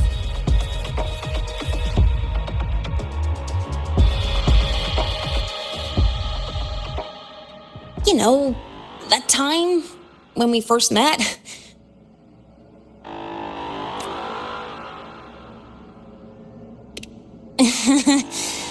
Sorry. Anyway, back to business. Void storms. If we reverse match the coordinates by transcription order, then Royan runes could be marking every spot a void storm has ever hit. So it is. We Roya have observed something similar, but never perceived it as a universal law. Well, the runes aren't exactly neon signs on the stone boulders saying, "Look here." There are too many locations. With the personnel we have left and the autonomous bots... Leave the manpower to me. But you want to bring people back from the escape pods? Precisely. With void storms spreading, sending people back out to find hidden runes is too dangerous. Any venture into the unknown carries risk. Studying the Threnodian was a risk. Playing chess with the Fraxidus was a risk. And piloting the Exostrider through the Strider Gate was certainly a risk. But where there is a sliver of hope, the Space Trek Collective will always find people willing to bet on it. Once Dusk Vale is initiated, this place becomes a sealed tomb. The intelligence retrieved from void space is our only remaining asset up for study. It's our only leverage against Aleph-1 before Dusk Vale fails. We have the capability, the responsibility, and the will to secure this void space data. Face the unknown and we may lose much. Flee from it, and we lose everything. Then leave shipyard of woods to me. It's the most heavily contaminated area. If this is because of what happened to the Exostrider,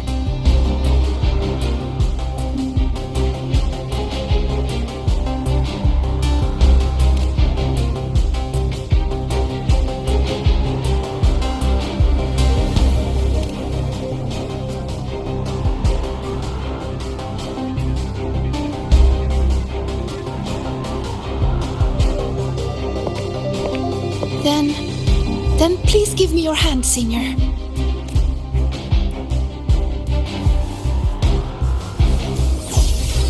Use this. It will guide you to other Royan runes.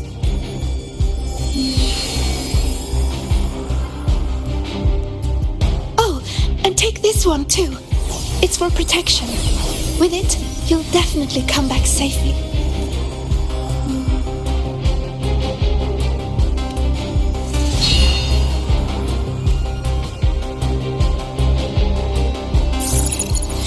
Clock starts now.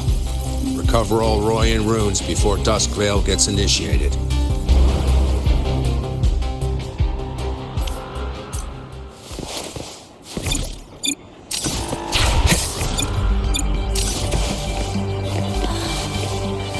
I'm splitting everyone into teams. They'll depart in one. I'm splitting everyone into teams.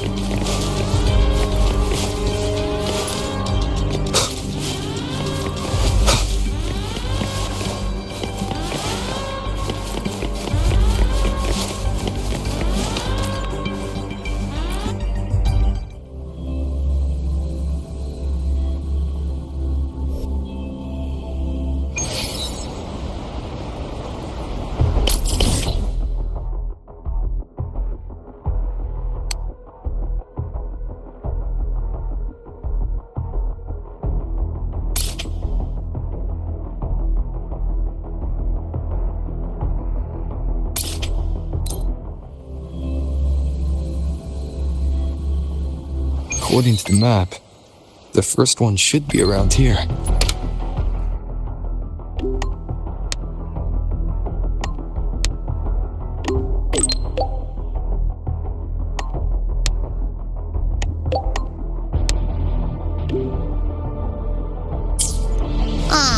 Didn't notice before, but there are some shredded frequencies hanging around this spot. Abby, you awake? Didn't seem like the right time for a chat. The rune's responding.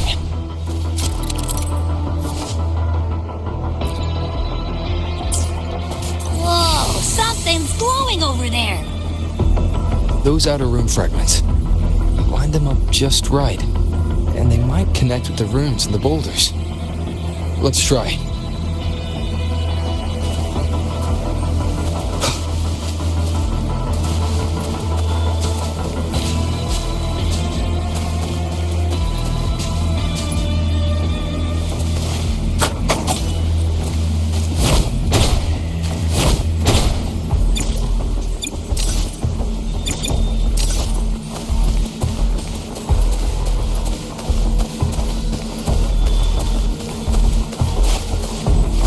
Wind, guide me.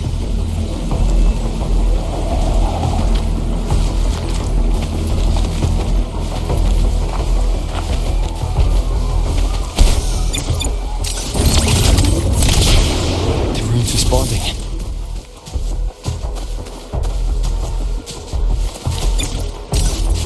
Whoa, something's glowing over there. Those outer rune fragments. Line them up just right, and they might connect with the runes and the boulders. Let's try.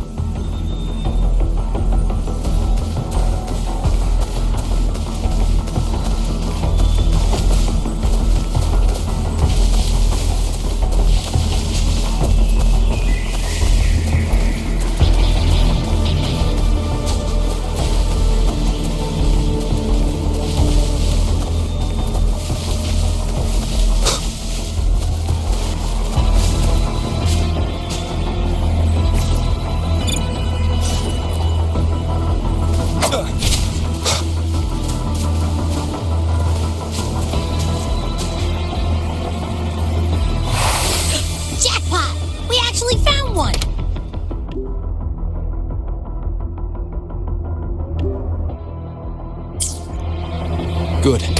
I'll send it to Shaper and the others for a look.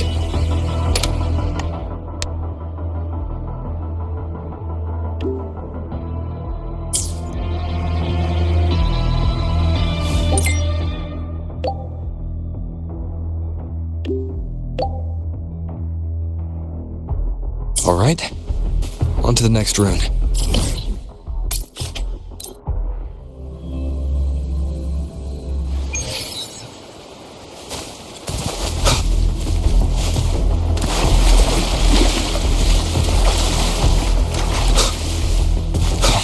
Same as before.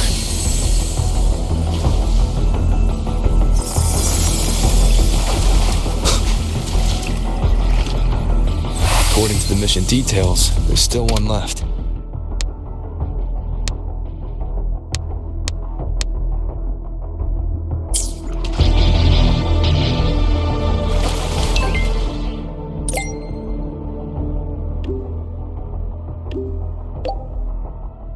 We're blazing through these rooms. Yeah. Teamwork makes the dream work, huh? Right. I hope Sagrika is having the same luck. So while you were searching, I tried tuning into each rune's frequency. Each trace felt different. This is the last one, right? Yeah.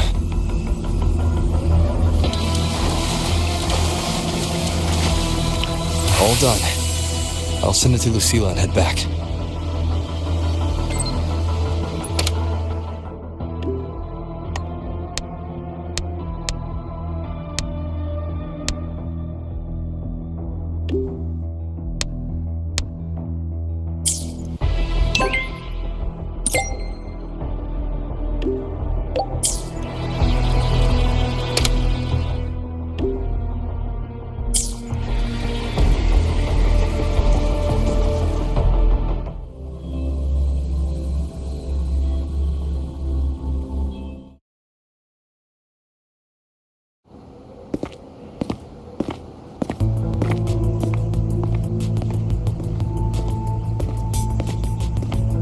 What's going on? Mentor, you're back. We've finished analyzing the runes, but their meaning still escapes us. As for the overlapping coordinates, we've run multiple standard decryption algorithms, but the results are contradictory.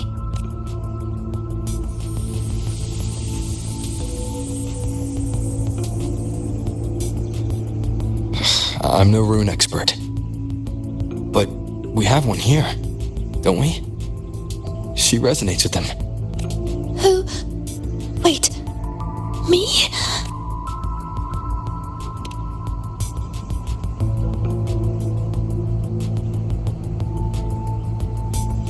If you're asking me, these runes don't feel flat. They feel spherical. About this big. And these 2 points are relative. Like this. 3-dimensional coordinates. Orthographic projection. If we take the reactor drive's light data from the database as a depth layer and reconstruct it,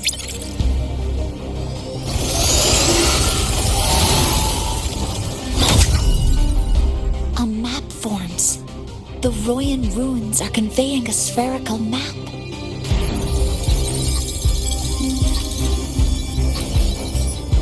What are these 2 places? The one on the surface corresponds to the Strider Gate.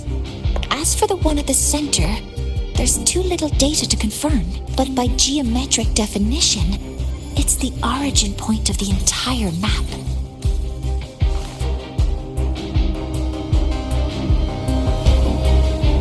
The Exostrider. That must be where it is in void space. It's the only thing that could survive there. The lodestar Imith was trying to show me. Contamination around the keystone is off the charts. You've got no viable spatial data. In other words, using the Strider Gate to get you to void space isn't an option. I remember Lucilla mentioning a sealed rift in the Dimor Plains. Yeah, right. Once Hiyuki from the Special Response Force breaks the seal, that could serve as a new entry point. But without the Exostrider, are Are you suggesting crossing the Strider Gate and searching for it yourself?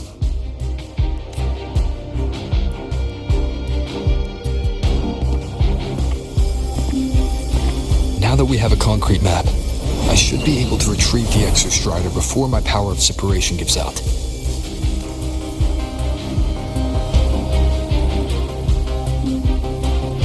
A compelling proposal. Hard to refuse. But don't forget the Exostrider is currently out of power. Finding it is one thing. Extracting it is another.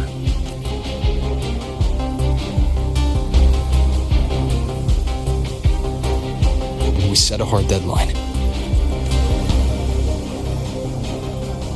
If I can transmit the Exostrider's coordinates to you before Duskville initiates, then tell me you'll consider entrusting the drive replica to us.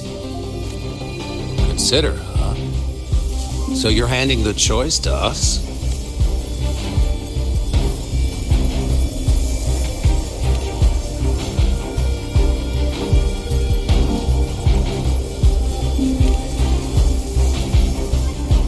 I'm not asking for a guarantee. I'm trusting you, the professionals on this side, to make the right call. Whatever that call is.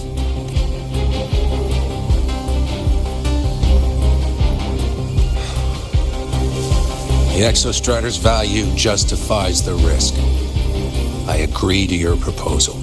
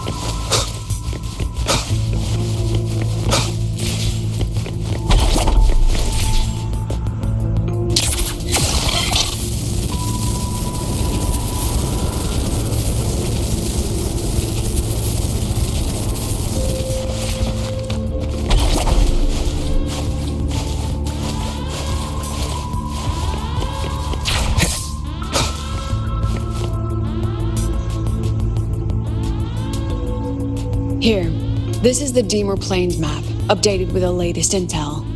Be mindful of the contamination. It's not just the exoswarm or local life forms being affected. It's sealing off the terrain itself. That said, where there's a will, there's a workaround. Hiyuki found one, though took her some time. That Miko? Yes, she's been investigating the Deemer Plains in secret. You'll meet her there. She also asked me to tell you that she's run into the Fraxidus there, including the missing girl, Denia. Let's just say honesty is in her nature. She just thought you might want to know. Perhaps her way of showing she has no hidden agenda. Noted. I'll be leaving then. Wait, look me in the eyes. Relax. It's my forte. You've seen it before. I will temper this moment into a bullet of memory, carved with your name, your face, and all you have been. What carries you is not only your own strength. Save that for when you come back.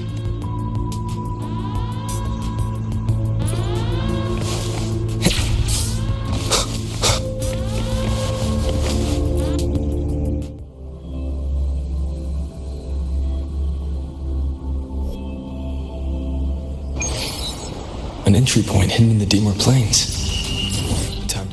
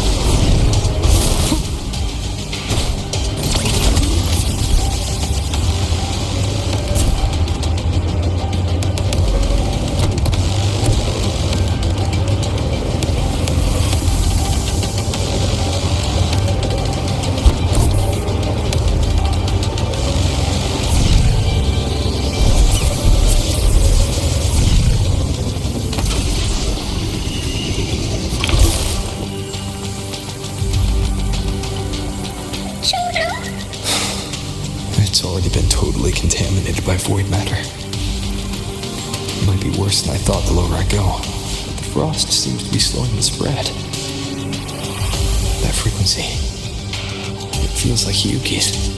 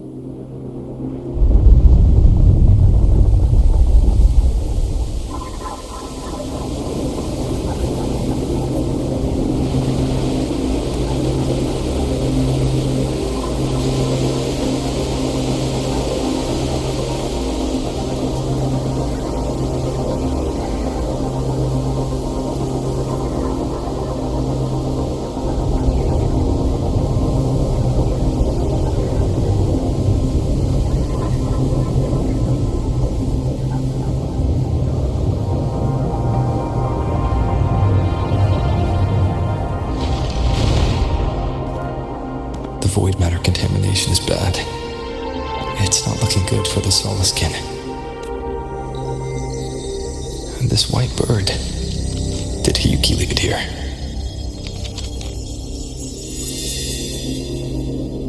All right, lead me to Hiyuki.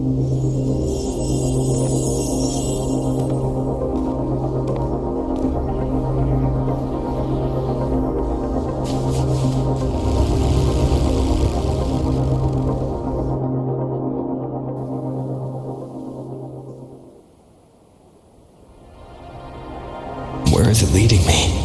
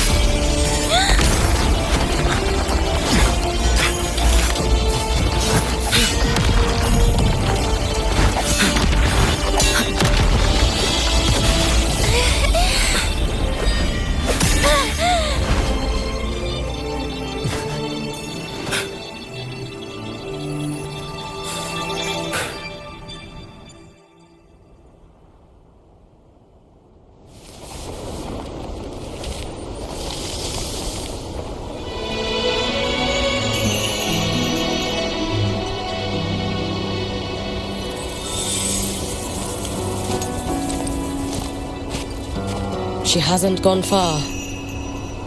Probably watching us from the shadows.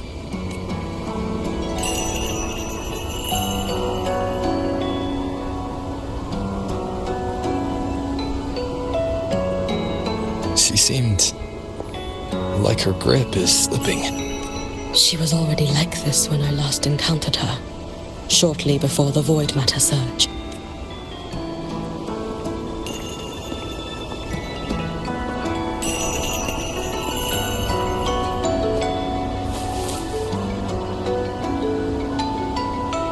Hiyuki, when you fought Denia, did you see anything like a shadowy hand? Yes. Then Denia was behind the incident beyond the Strider Gate.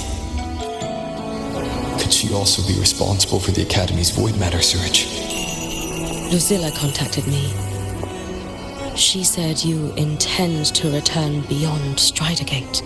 The roads here have been swallowed by void matter. There is no direct passage. Lucilla must have told you of the rift that appeared over a decade ago. Thinking back now, that was likely the Fraxidus' doing. Luke said the Grand Architect caused that rift. That was what led to Iman's death in the simulator cockpit. If they used a Thenodian frequency extracted from here to influence Denia, then the Space Trek Collective was already infiltrated from the beginning.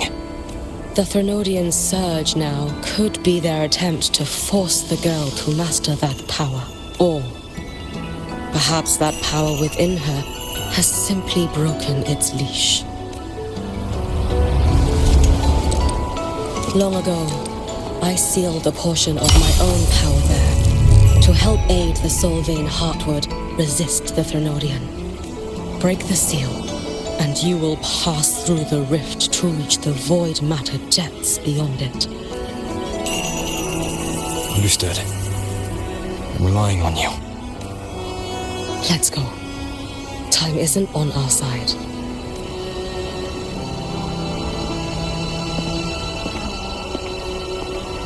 Savior, who has always walked with victory. This time, have you come to save Lahairoi? This is...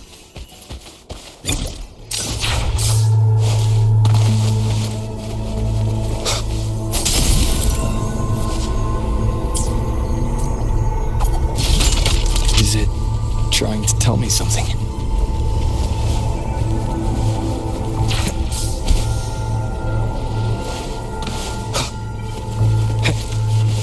Aleph 1 seems to hold little interest in anything besides humans. Most of the structures it devoured have drifted here.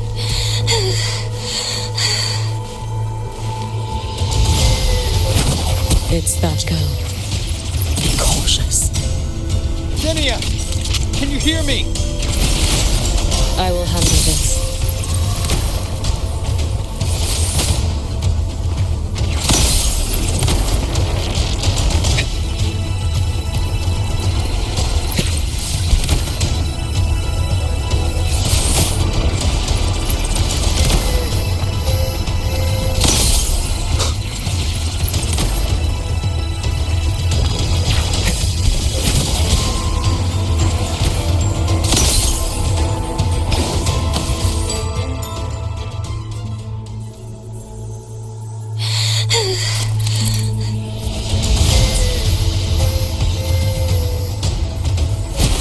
It's that girl. Be cautious. Denia! Can you hear me?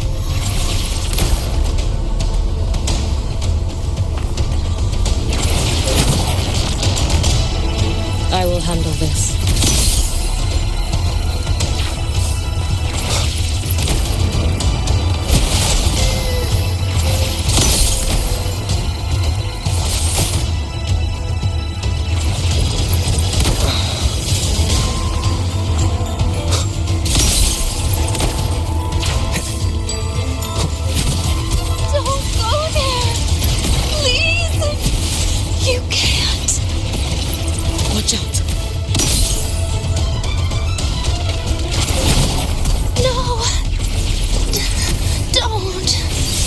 Let me handle this.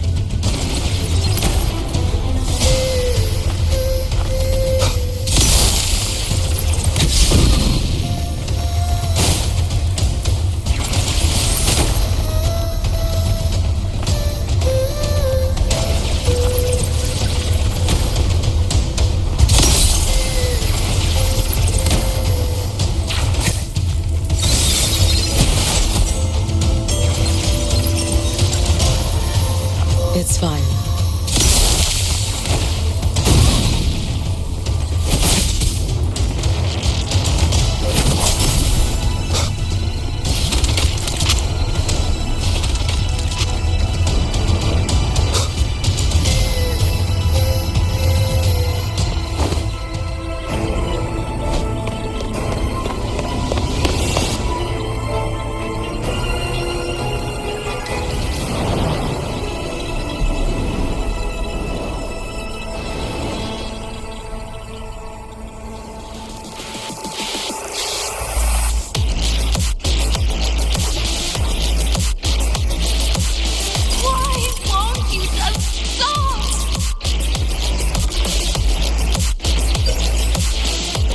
We need to use these blocks to make the climb. you.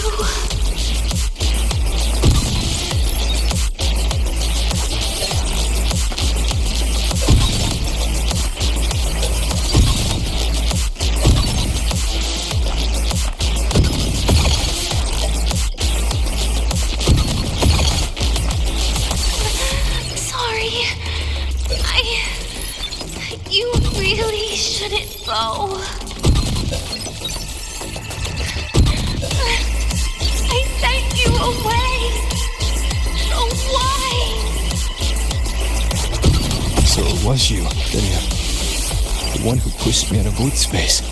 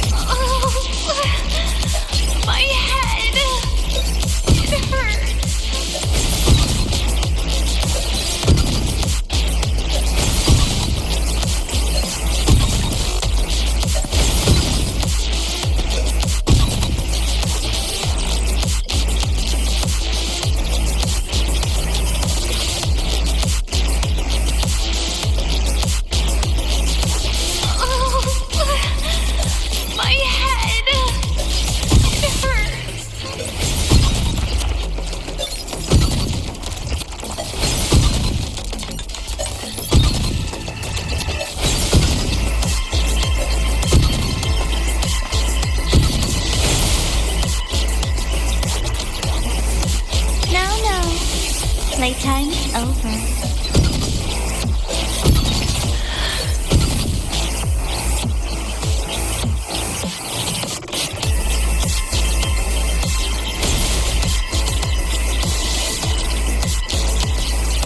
No. Playtime over.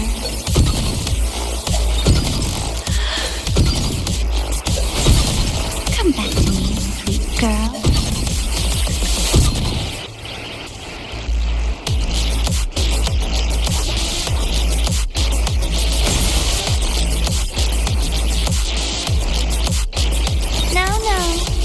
Playtime over.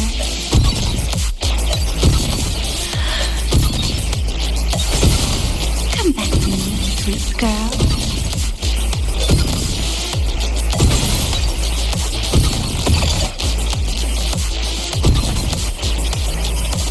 No! Please! Don't eat me!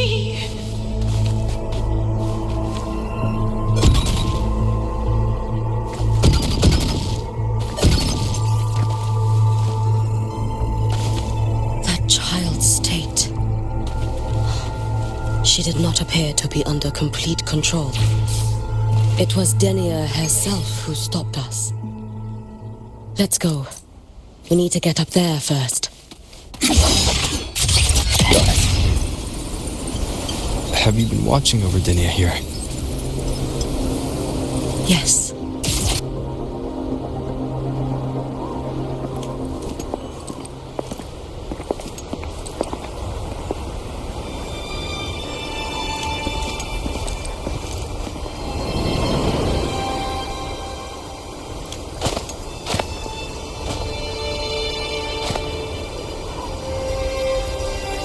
Wait here. This seal is wrought from the future's tithe. To put it simply, I drew upon countless versions of my future self and anchored them here to suppress the void matter. To break the seal is to reclaim those futures. That task is mine alone. I understand. I'll leave it to you. There is one thing. With Aleph 1 active, I may not be able to restore this seal once it is broken.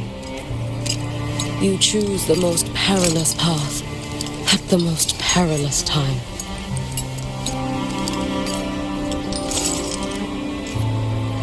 I know your strength. I know your history of victory. To take such a risk, is it because you remain confident you will not fail? That you cannot lose to the Threnodians? No, I've failed before. I don't think anyone can win forever. If I never lost, maybe I'd still have my memories. I wouldn't need to start over.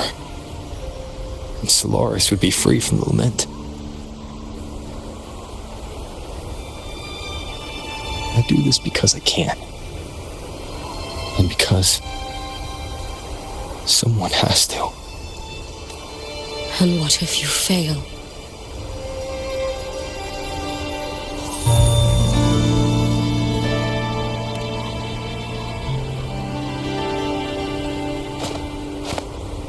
I meant, what becomes of you? Maybe I'll be lost to void space. Maybe I'll find a way to turn the tide. I can't know right now. But if I don't try, there's no way I'll ever know. What makes me scared isn't coming up short. It's the thought of not giving it my all. The cost of this attempt is steep, and you bear the weight of many. I expected more caution. To fail even once against a Threnodian is to invite apocalypse. Even knowing this, you would still go. Hiyuki, Lucilla told me you fought a Threnodian in Ashinohara for a long time. I don't know how you did it, but I can only imagine what it took to hold the line in a place already so destroyed. So, I'll ask you, did you fight in Ashinohara because you were certain you would win? No, I was not. I never was. Then you understand why I'm doing this. You would make the same choice in my place. I see.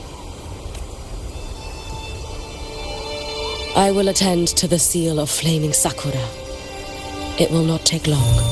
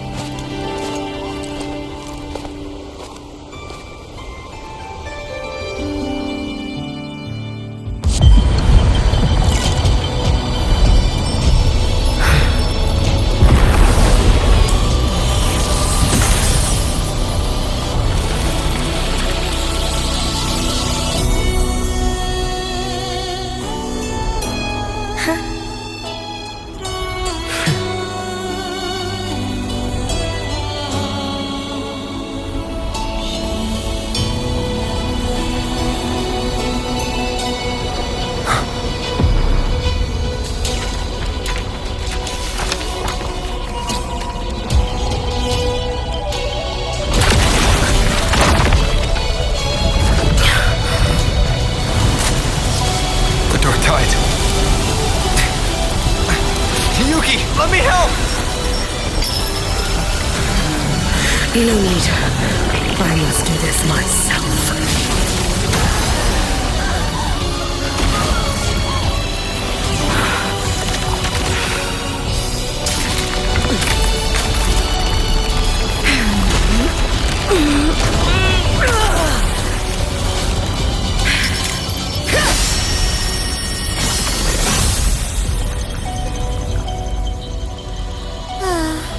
Why not choose the easier future?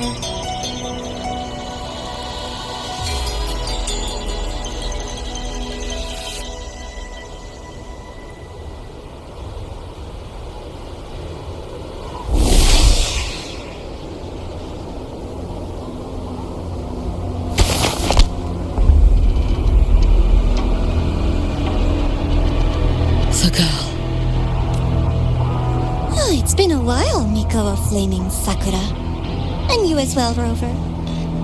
I burned my future as a Threnodian resonator.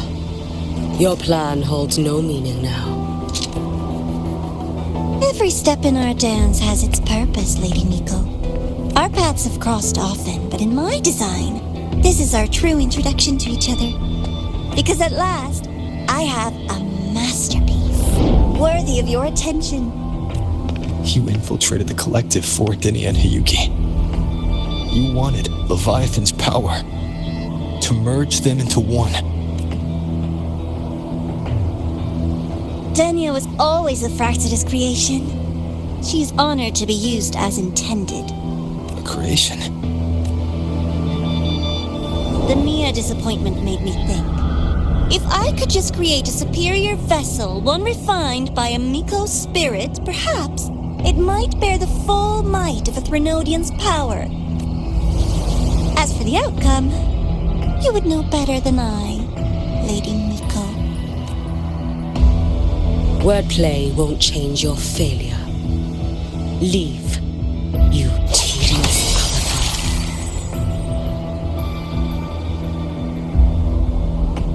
Failure? No. Listen, you two. I'm just showing Solaris another possibility. If we made one Denia, we can make another. And another. Until we hold a complete obedient Threnodian resonator in our hands. Your own borrowed future showed you that. A true Threnodian resonator will exist. Help!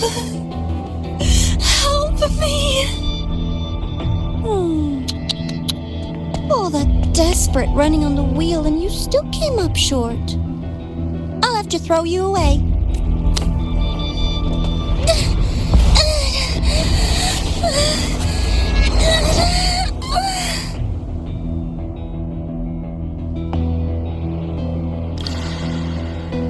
She can deny it all she likes, but the void in her heart is the same as Aleph One's. That emptiness, it will always pull her towards the Threnodian's power.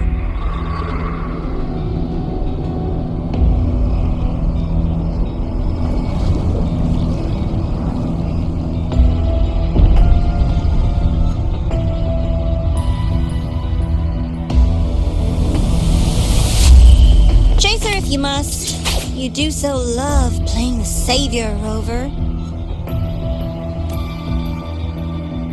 As for this avatar, I'll spare you the trouble.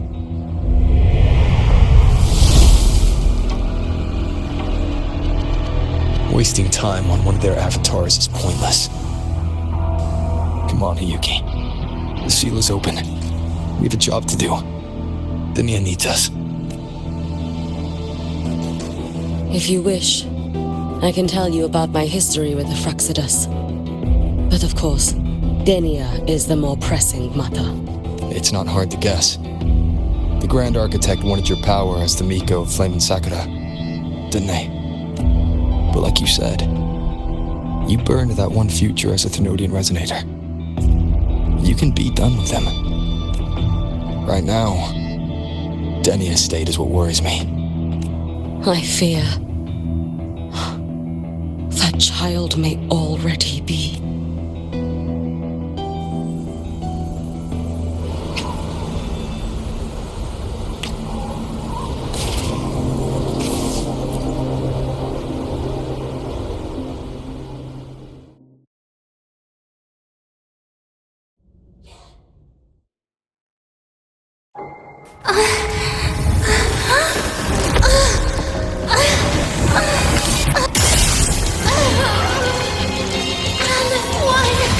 I curse you!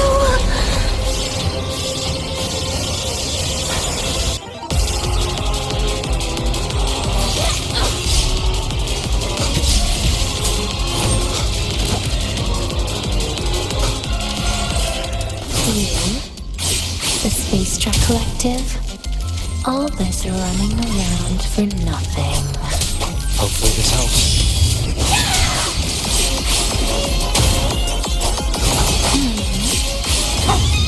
One more time.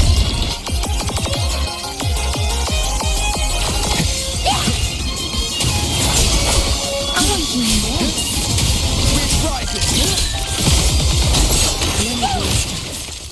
Annihilation!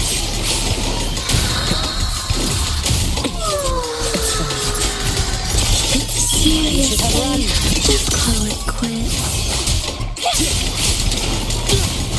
Hopefully this helps. We'll face judgment. Waves rise.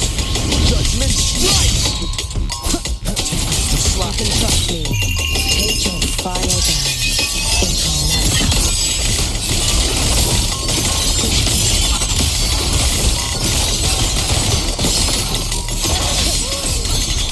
No, here! No!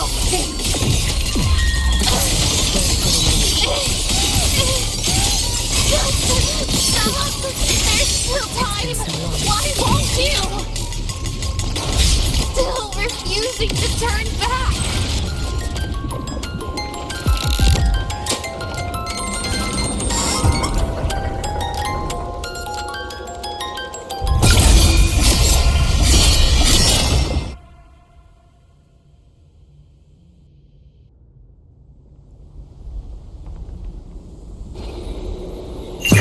May the Sakura incinerate. Burn this Wind calls, waves follow. Damn you! Out of foot! Shut up! Hopefully this helps. We'll face judgment. Lend me strength.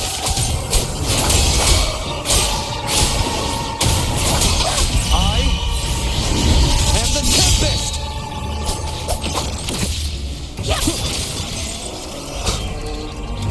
Hopefully this helps.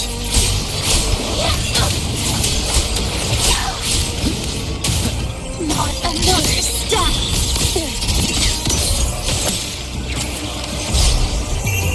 A life as fleeting as the first snow.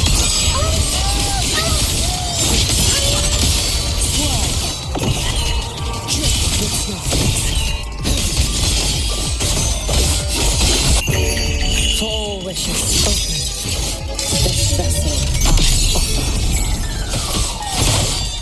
Wind calls, waves follow. Hopefully this helps. Annihilation. Wind howls. Unfettered by bounds. You can trust me. Be gone! Bad timing.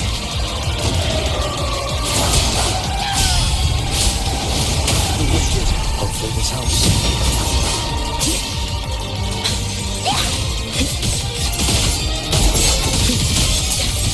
Too late to escape.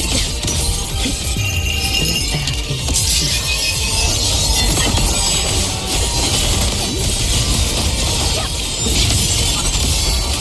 Roam above the inferno, gazing at the snow.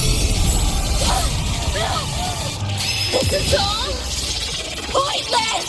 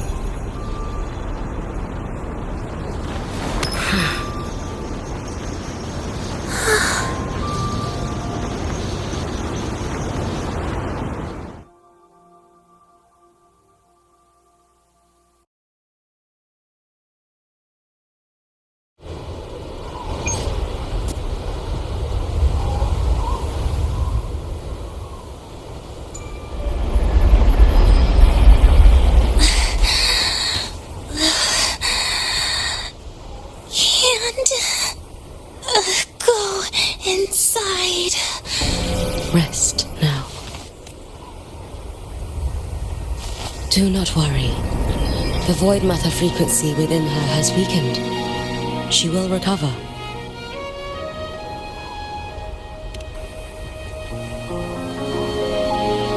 Forgive me, but I believe waiting for the void matter to spread would take too long. This will be faster. Allow me to handle this. There is not much time left in your deadline with Mr. Chase.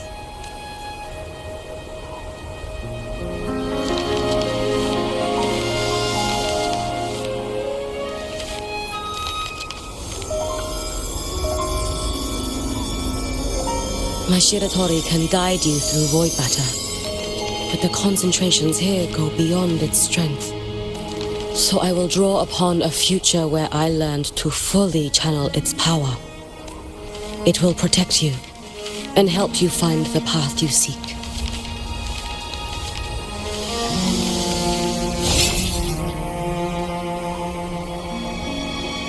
The rest is yours to face. Thank you, Yuki.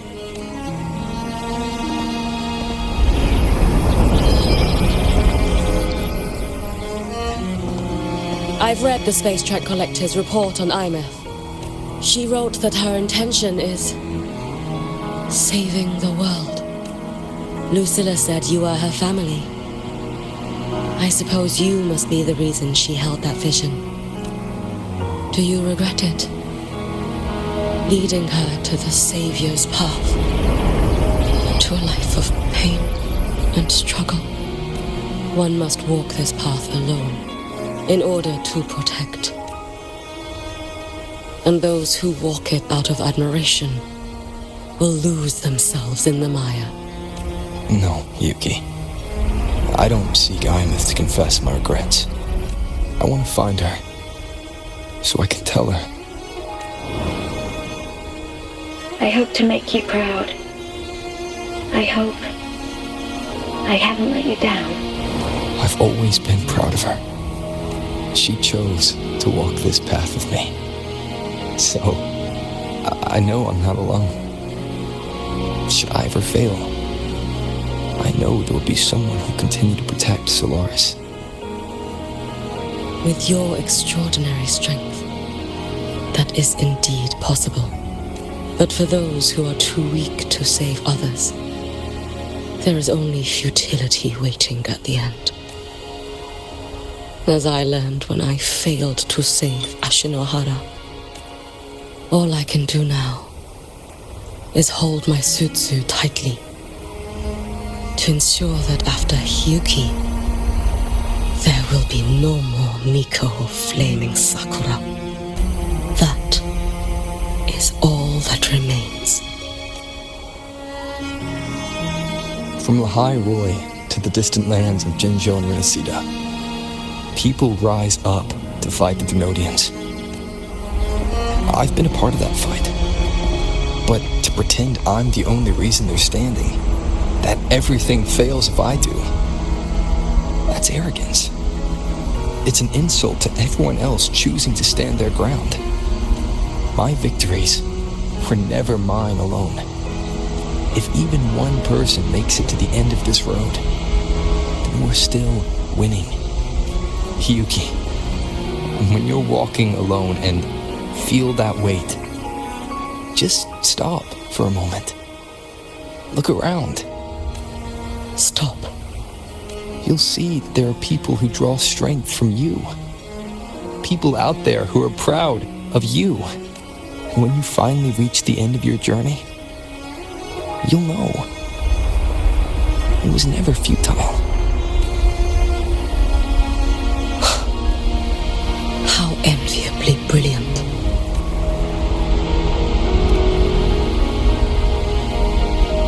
It is nothing. I will tell you when you return. All right. I'll be back soon. I will hold the line here until Duskvale initiates. I will wait for you. Together.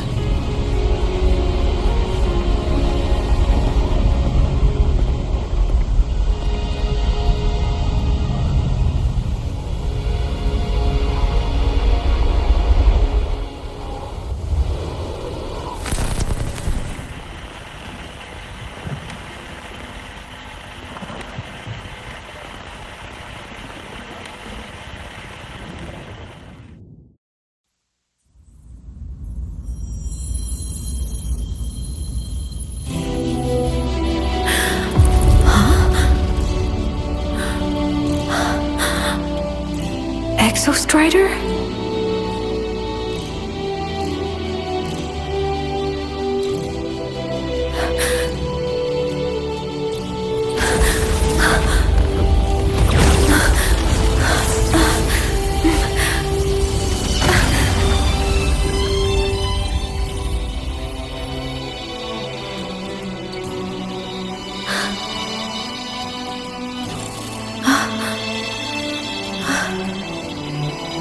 Someone consumed by void matter. Come here. The Exostrider's power is nearly spent, but I'll do my best to protect you.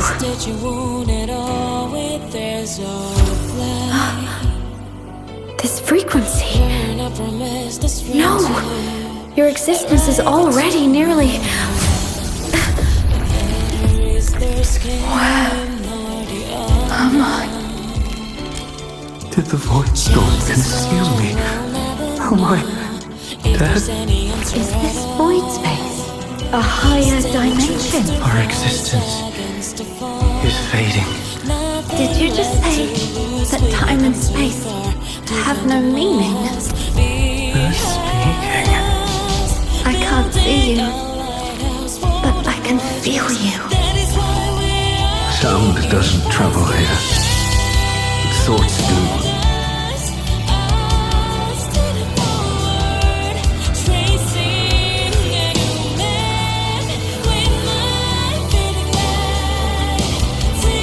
The Exostrider? Why is the Exostrider here? What happened? The light. What should we do?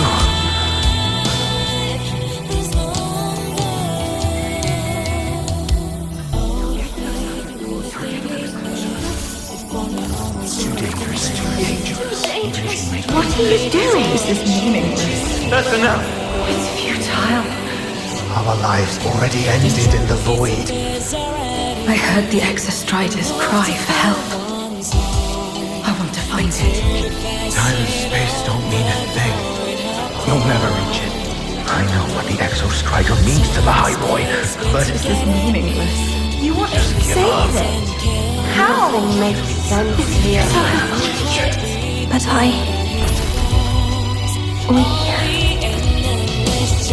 we made it to the stars to reach for the unknown, didn't we?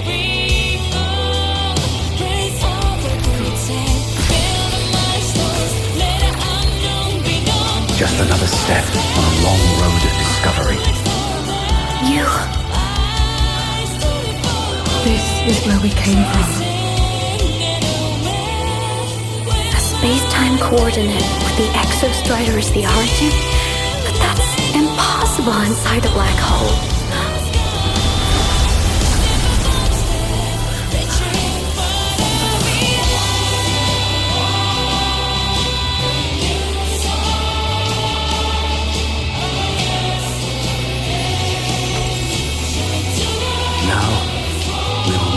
The past with the future.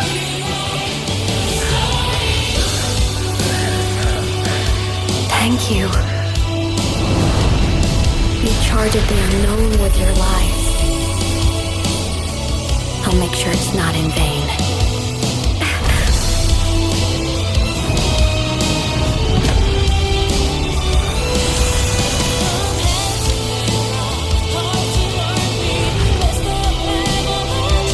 The light of the origin point. We will bear it.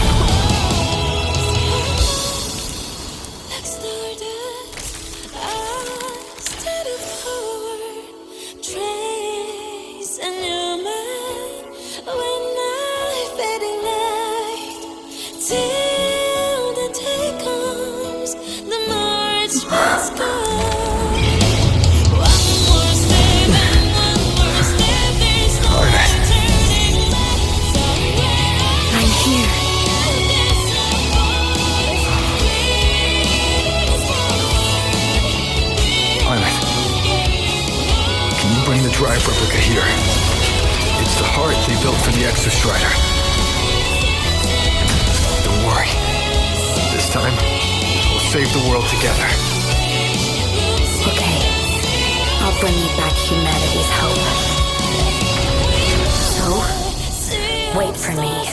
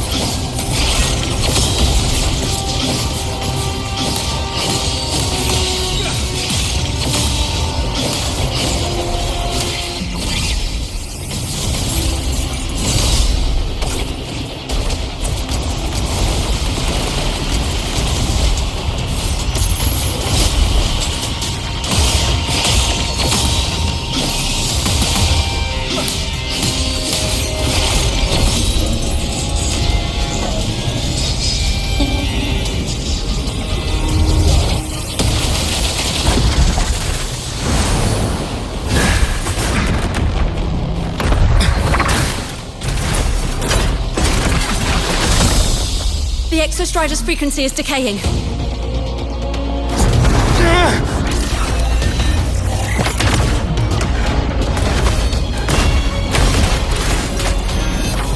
reading is about to flatline.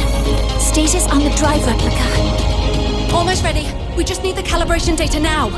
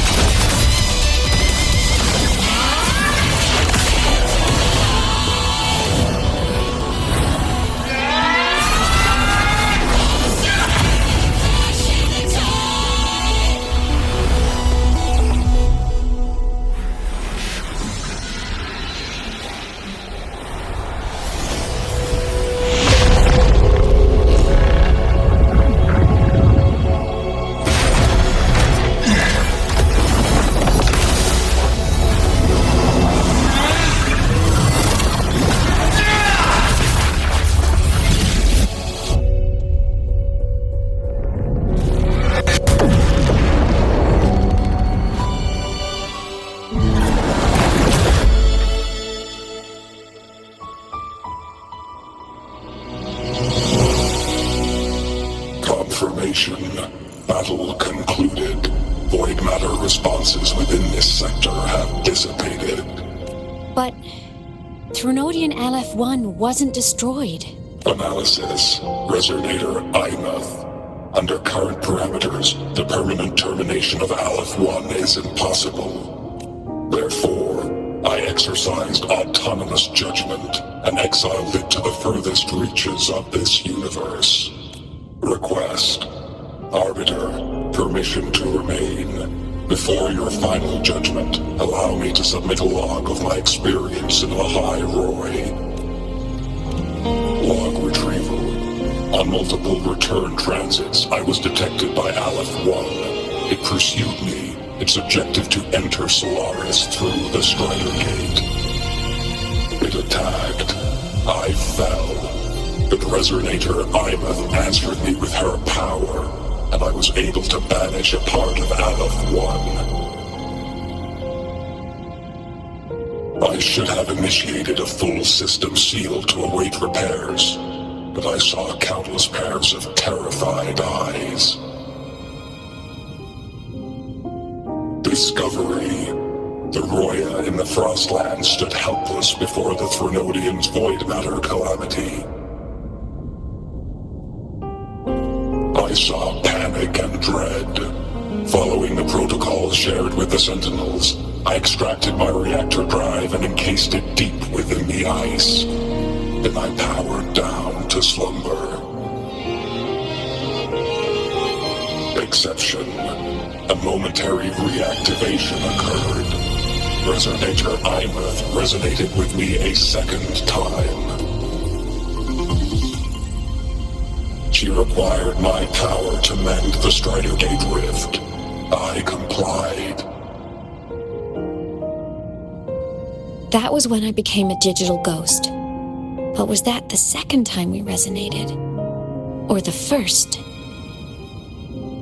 Initial assessment. Upon reactivation, standard procedure was to request your retreat. Direct engagement with Aleph-1 was a tactical irrationality. But the human heart granted me a voice. The will of this civilization gave me the strength to stand with you. Component analysis. This drive replica forged by humans is crude and fragile compared to my original drive. I can feel each one of its pulse cycles, violent, eroding itself with every beat. The shrill, grating friction of wear. This is the first time I have ever heard myself. A heartbeat bestowed upon me by them. With this heart installed, I have acquired capabilities previously undocumented outside the Sentinel Mech series. Projection. Given Threnodian Aleph-1's abilities, we must assume it retains the capacity to return. Once the Strider Gate is fully sealed, I will remain on this side as its guardian. I will bar its re-entry into Solaris. Request. Arbiter, I was born from humanity's hope. Please permit me to remain here and protect them until this heart ceases to beat. Query. Resonator IMUth, are you willing to accept a portion of my power?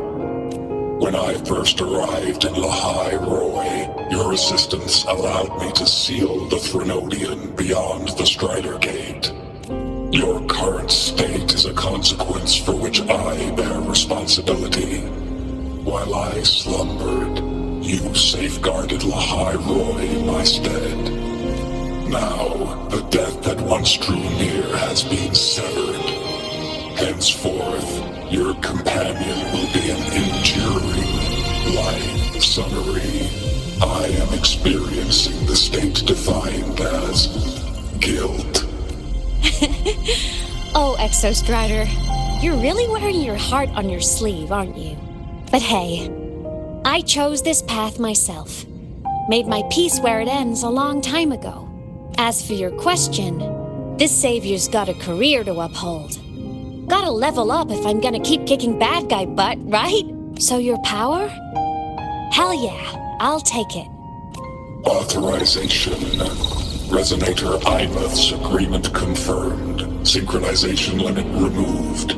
Commencing resonance. Suggestion. Don't you dare feel guilty. Thank you for living up to my hopes. So, let's make our goodbye a happy one, okay? Detection. Arbiter, you have brought your cassette. Proposal. Please allow me to take it. I wish to burn a frequency onto the tape for you to return to the High Roy. Briefing. While traversing the stars at high velocity, my trajectory once intersected with a slow-moving probe. Its hull was marked with Solaris script. Its launch date is estimated to have occurred a long time ago. I intercepted and recorded the signal it has been continuously transmitting to Solaris. Its name is the Fire Watcher. Objective. I wish to offer this recording as a gift to the people of Lahai Roy. Status. Strider Gate closure imminent. Preparing to return the Arbiter and Resonator to Lahai Roy. Query. One last thing, Arbiter. Will you permit me to alter my designation to bear the name Lahai Roy? Designation change complete. Thank you, Arbiter. Valediction. Farewell, Arbiter. Please deliver my temporary goodbye to the people who forged this heart. Prediction. We will meet again in the boundless sea of stars.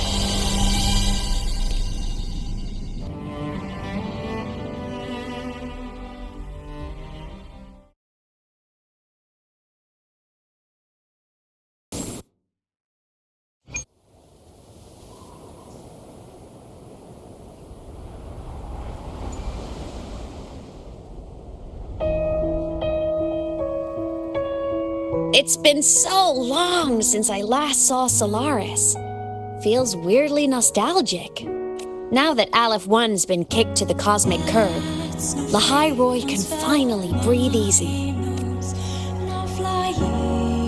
I was gonna say we saved the world this time, but honestly, it was the explorers who fell into the void matter. They're the ones who mapped that data on me and the Exostrider inside the Threnodian's black hole. All I did was burn their findings onto a cassette for you. And it was the people of Lahai Roy who decoded the cassette and forged the drive replica. That's what let the Exostrider finally cast the Threnodian out. So, this wasn't a story about heroes saving the world.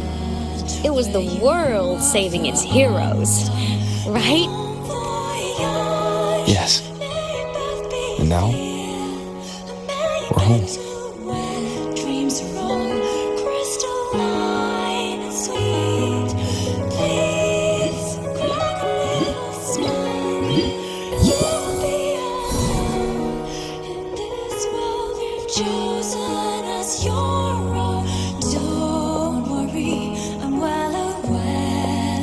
You're back. Yeah. I'm back now. So I'll dance flamboyantly into that good night.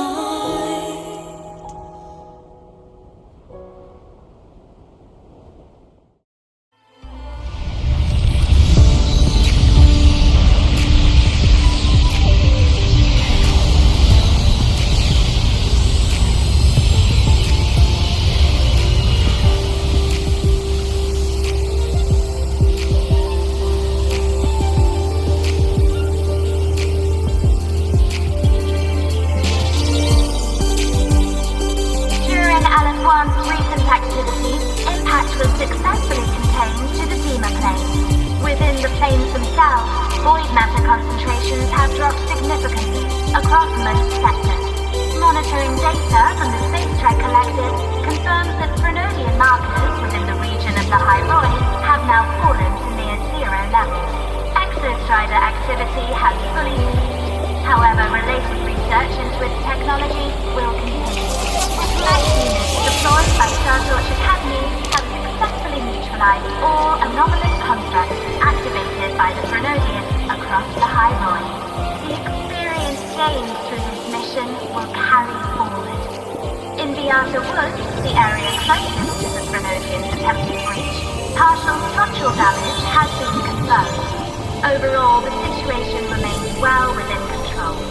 As void matter levels continue to drop, the Roya will regain access to a broader and more stable range of territory.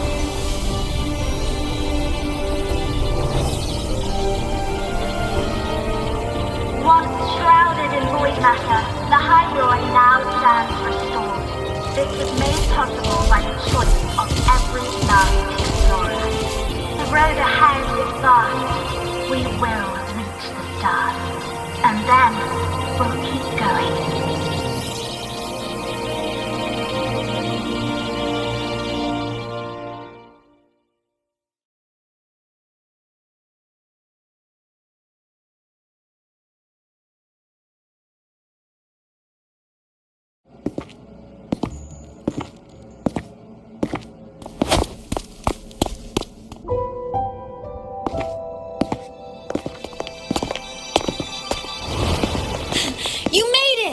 Turns out, decoding what the Exostrider burned into your cassette was way tougher than the Institute thought. They only just finished today. Over here! Everyone's waiting for you.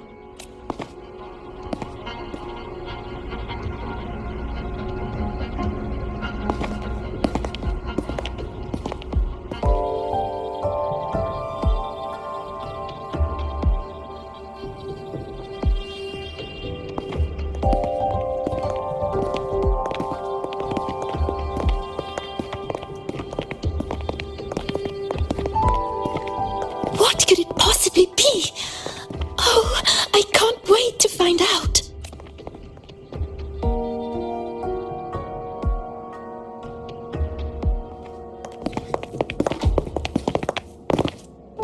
The Far Watcher. I have to admit, I was genuinely surprised when you handed me this tape and said that name. You said it was one of the 9 interstellar space probes, launched before the etheric sea engulfed Solaris. Correct. The 9 stars on the Space Trek Collective's emblem represent those probes. Ever since then, Solaris never received another signal from them. Not a single one. Until today. Professor Mornier, you may begin playback.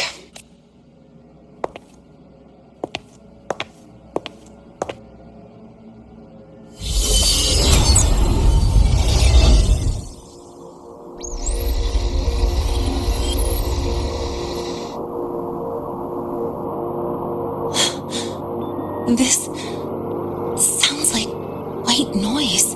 Judging by the cassette's data, they're sounds the Far Watcher recorded while drifting through different galaxies. Sounds that have been lost to us for centuries.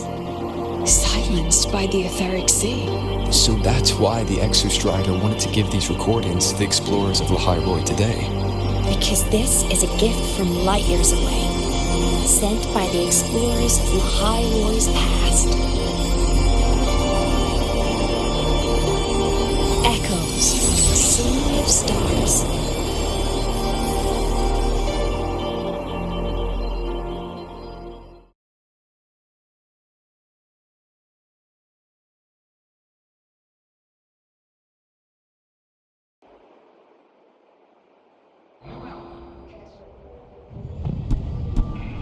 The Space Trek Collective has taken in that Denia girl, just as you wished, Grand Architect. Good. Just let them care for the little doll for now. Such an extraordinary performance. I'm sure I can find another role for her later. Aren't retrieved data has been processed, awaiting review at your leisure. May I ask what you plan to do next?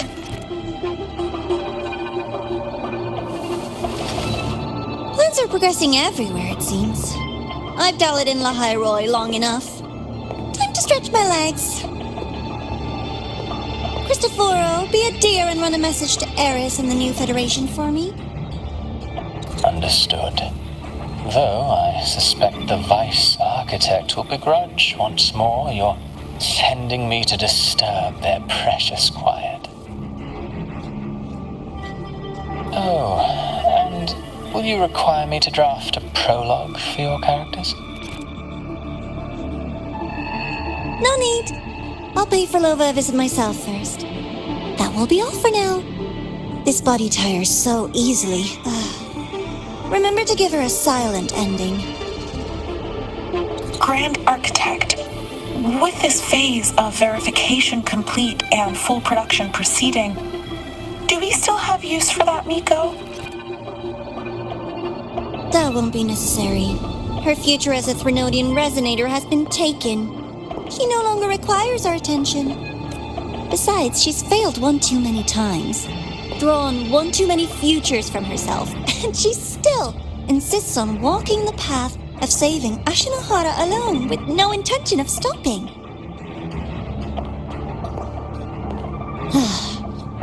Every step she takes only deepens that obsession. After countless cycles of failure, she too will be reduced to ashes by her own vow, just like her sister. That reminds me. Zashiki Warashi has brought us some rather interesting news.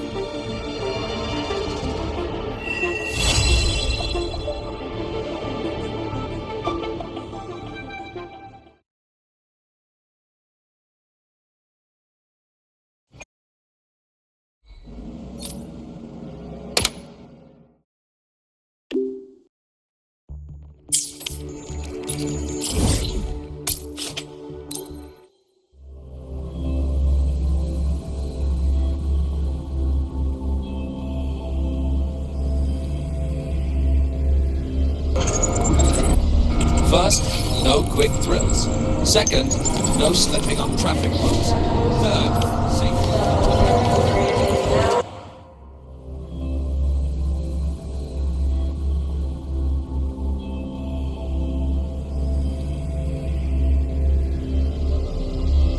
Gyokuro must be just ahead. This was Honami's last rite of purging. All is settled. Only one final thing remains. I have truly kept you waiting for too long, Gyokuro.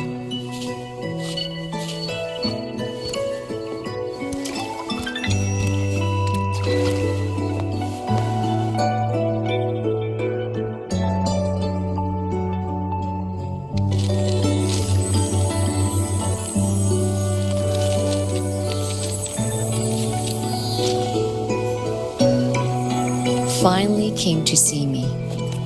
Yes. Made up your mind? I have. Ready to kill me then?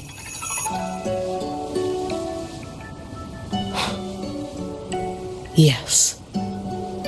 Oh, has my little Hiyuki grown so confident that she can best me without even drawing her blade?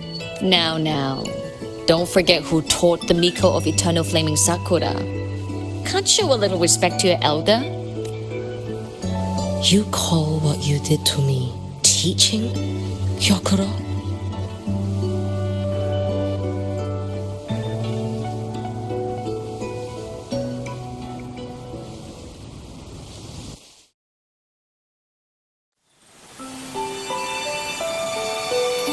Come then.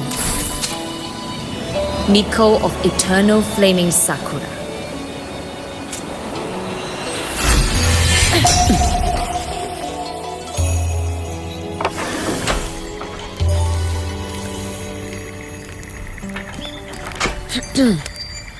Calm yourself. A restless heart makes for unsteady hands. I do not wish to learn this. Then what do you wish to learn?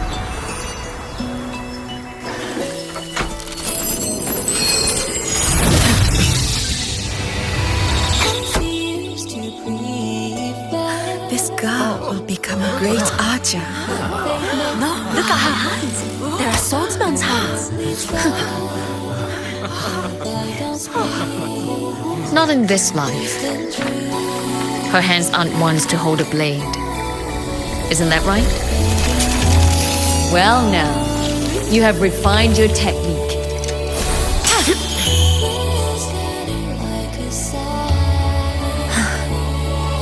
Yuki, do not let the Sutsu bind your fate. Go seek a future of your own.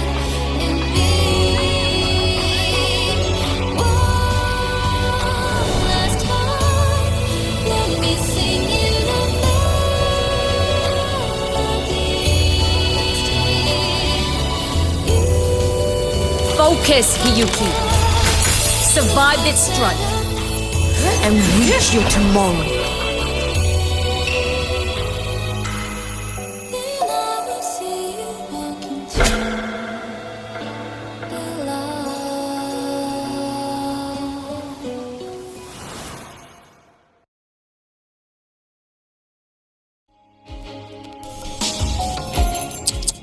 You have mastered many skills from others, but have yet to master the blade work of your own flaming Sakura clan. The last Miko withheld too much.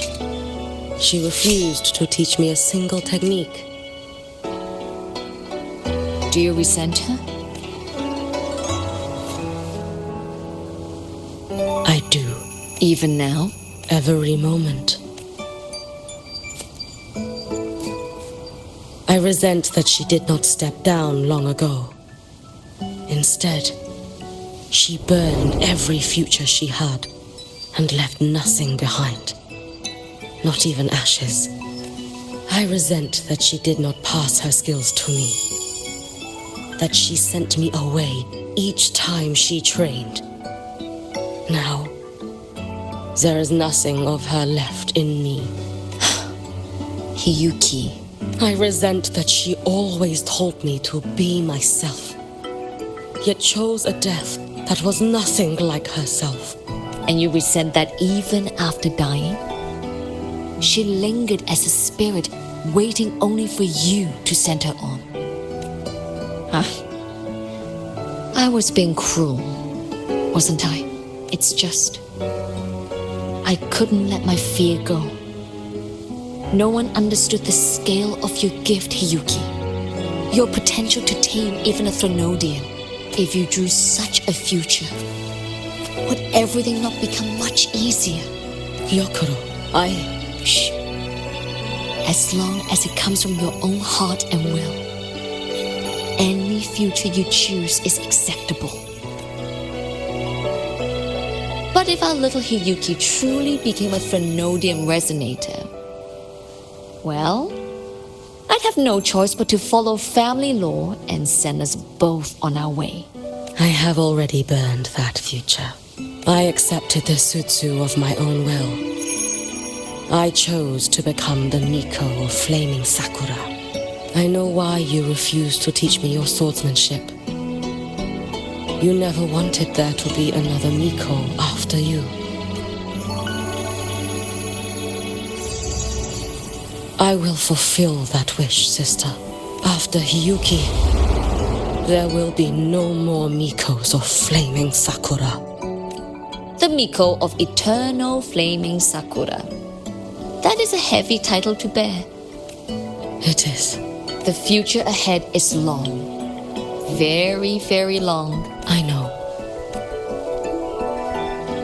Through the Sutsu, we draw strength from countless possible futures. But each time you do, you see yourself draw closer to Miko's destined end. A future burned to cinders, leaving nothing behind. Yes. And before that destined end arrives, I will find a way to drive back the Threnodian, so that Gyokuro may simply be Gyokuro, so that Hiyuki may simply be Hiyuki, so that Ashinahara will no longer need a Miko of flaming Sakura. You have grown up, a little Hiyuki.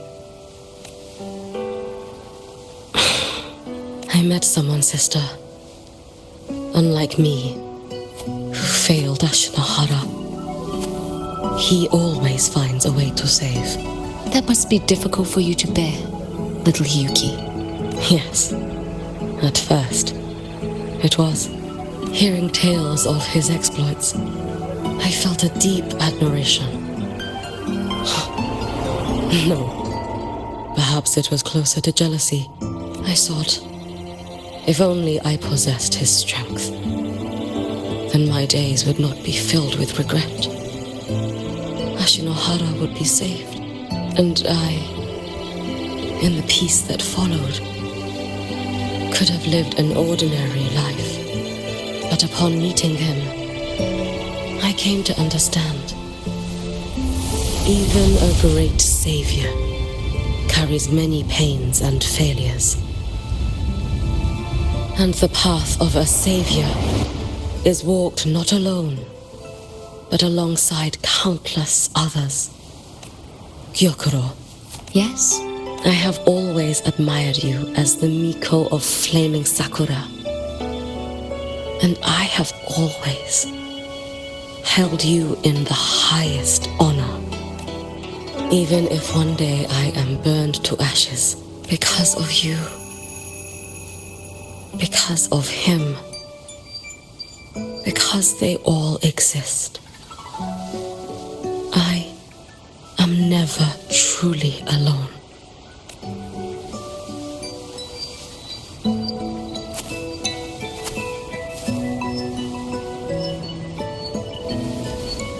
I take great pride in you too.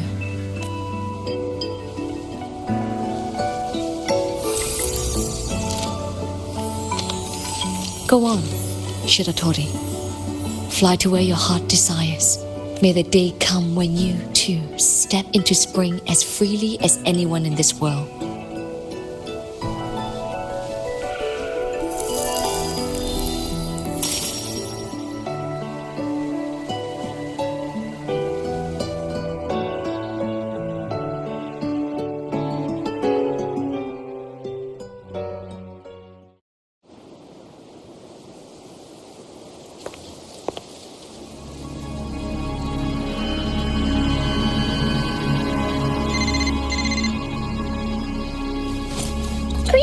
Miko of Flaming Sakura? You. Oh, relax. I'm not here to recruit you. I just heard a piece of news and thought you might want to know. Not long ago, that island floating over the sea, your hometown, it vanished. All in a single day. Congratulations on your wish coming true, Lady Miko.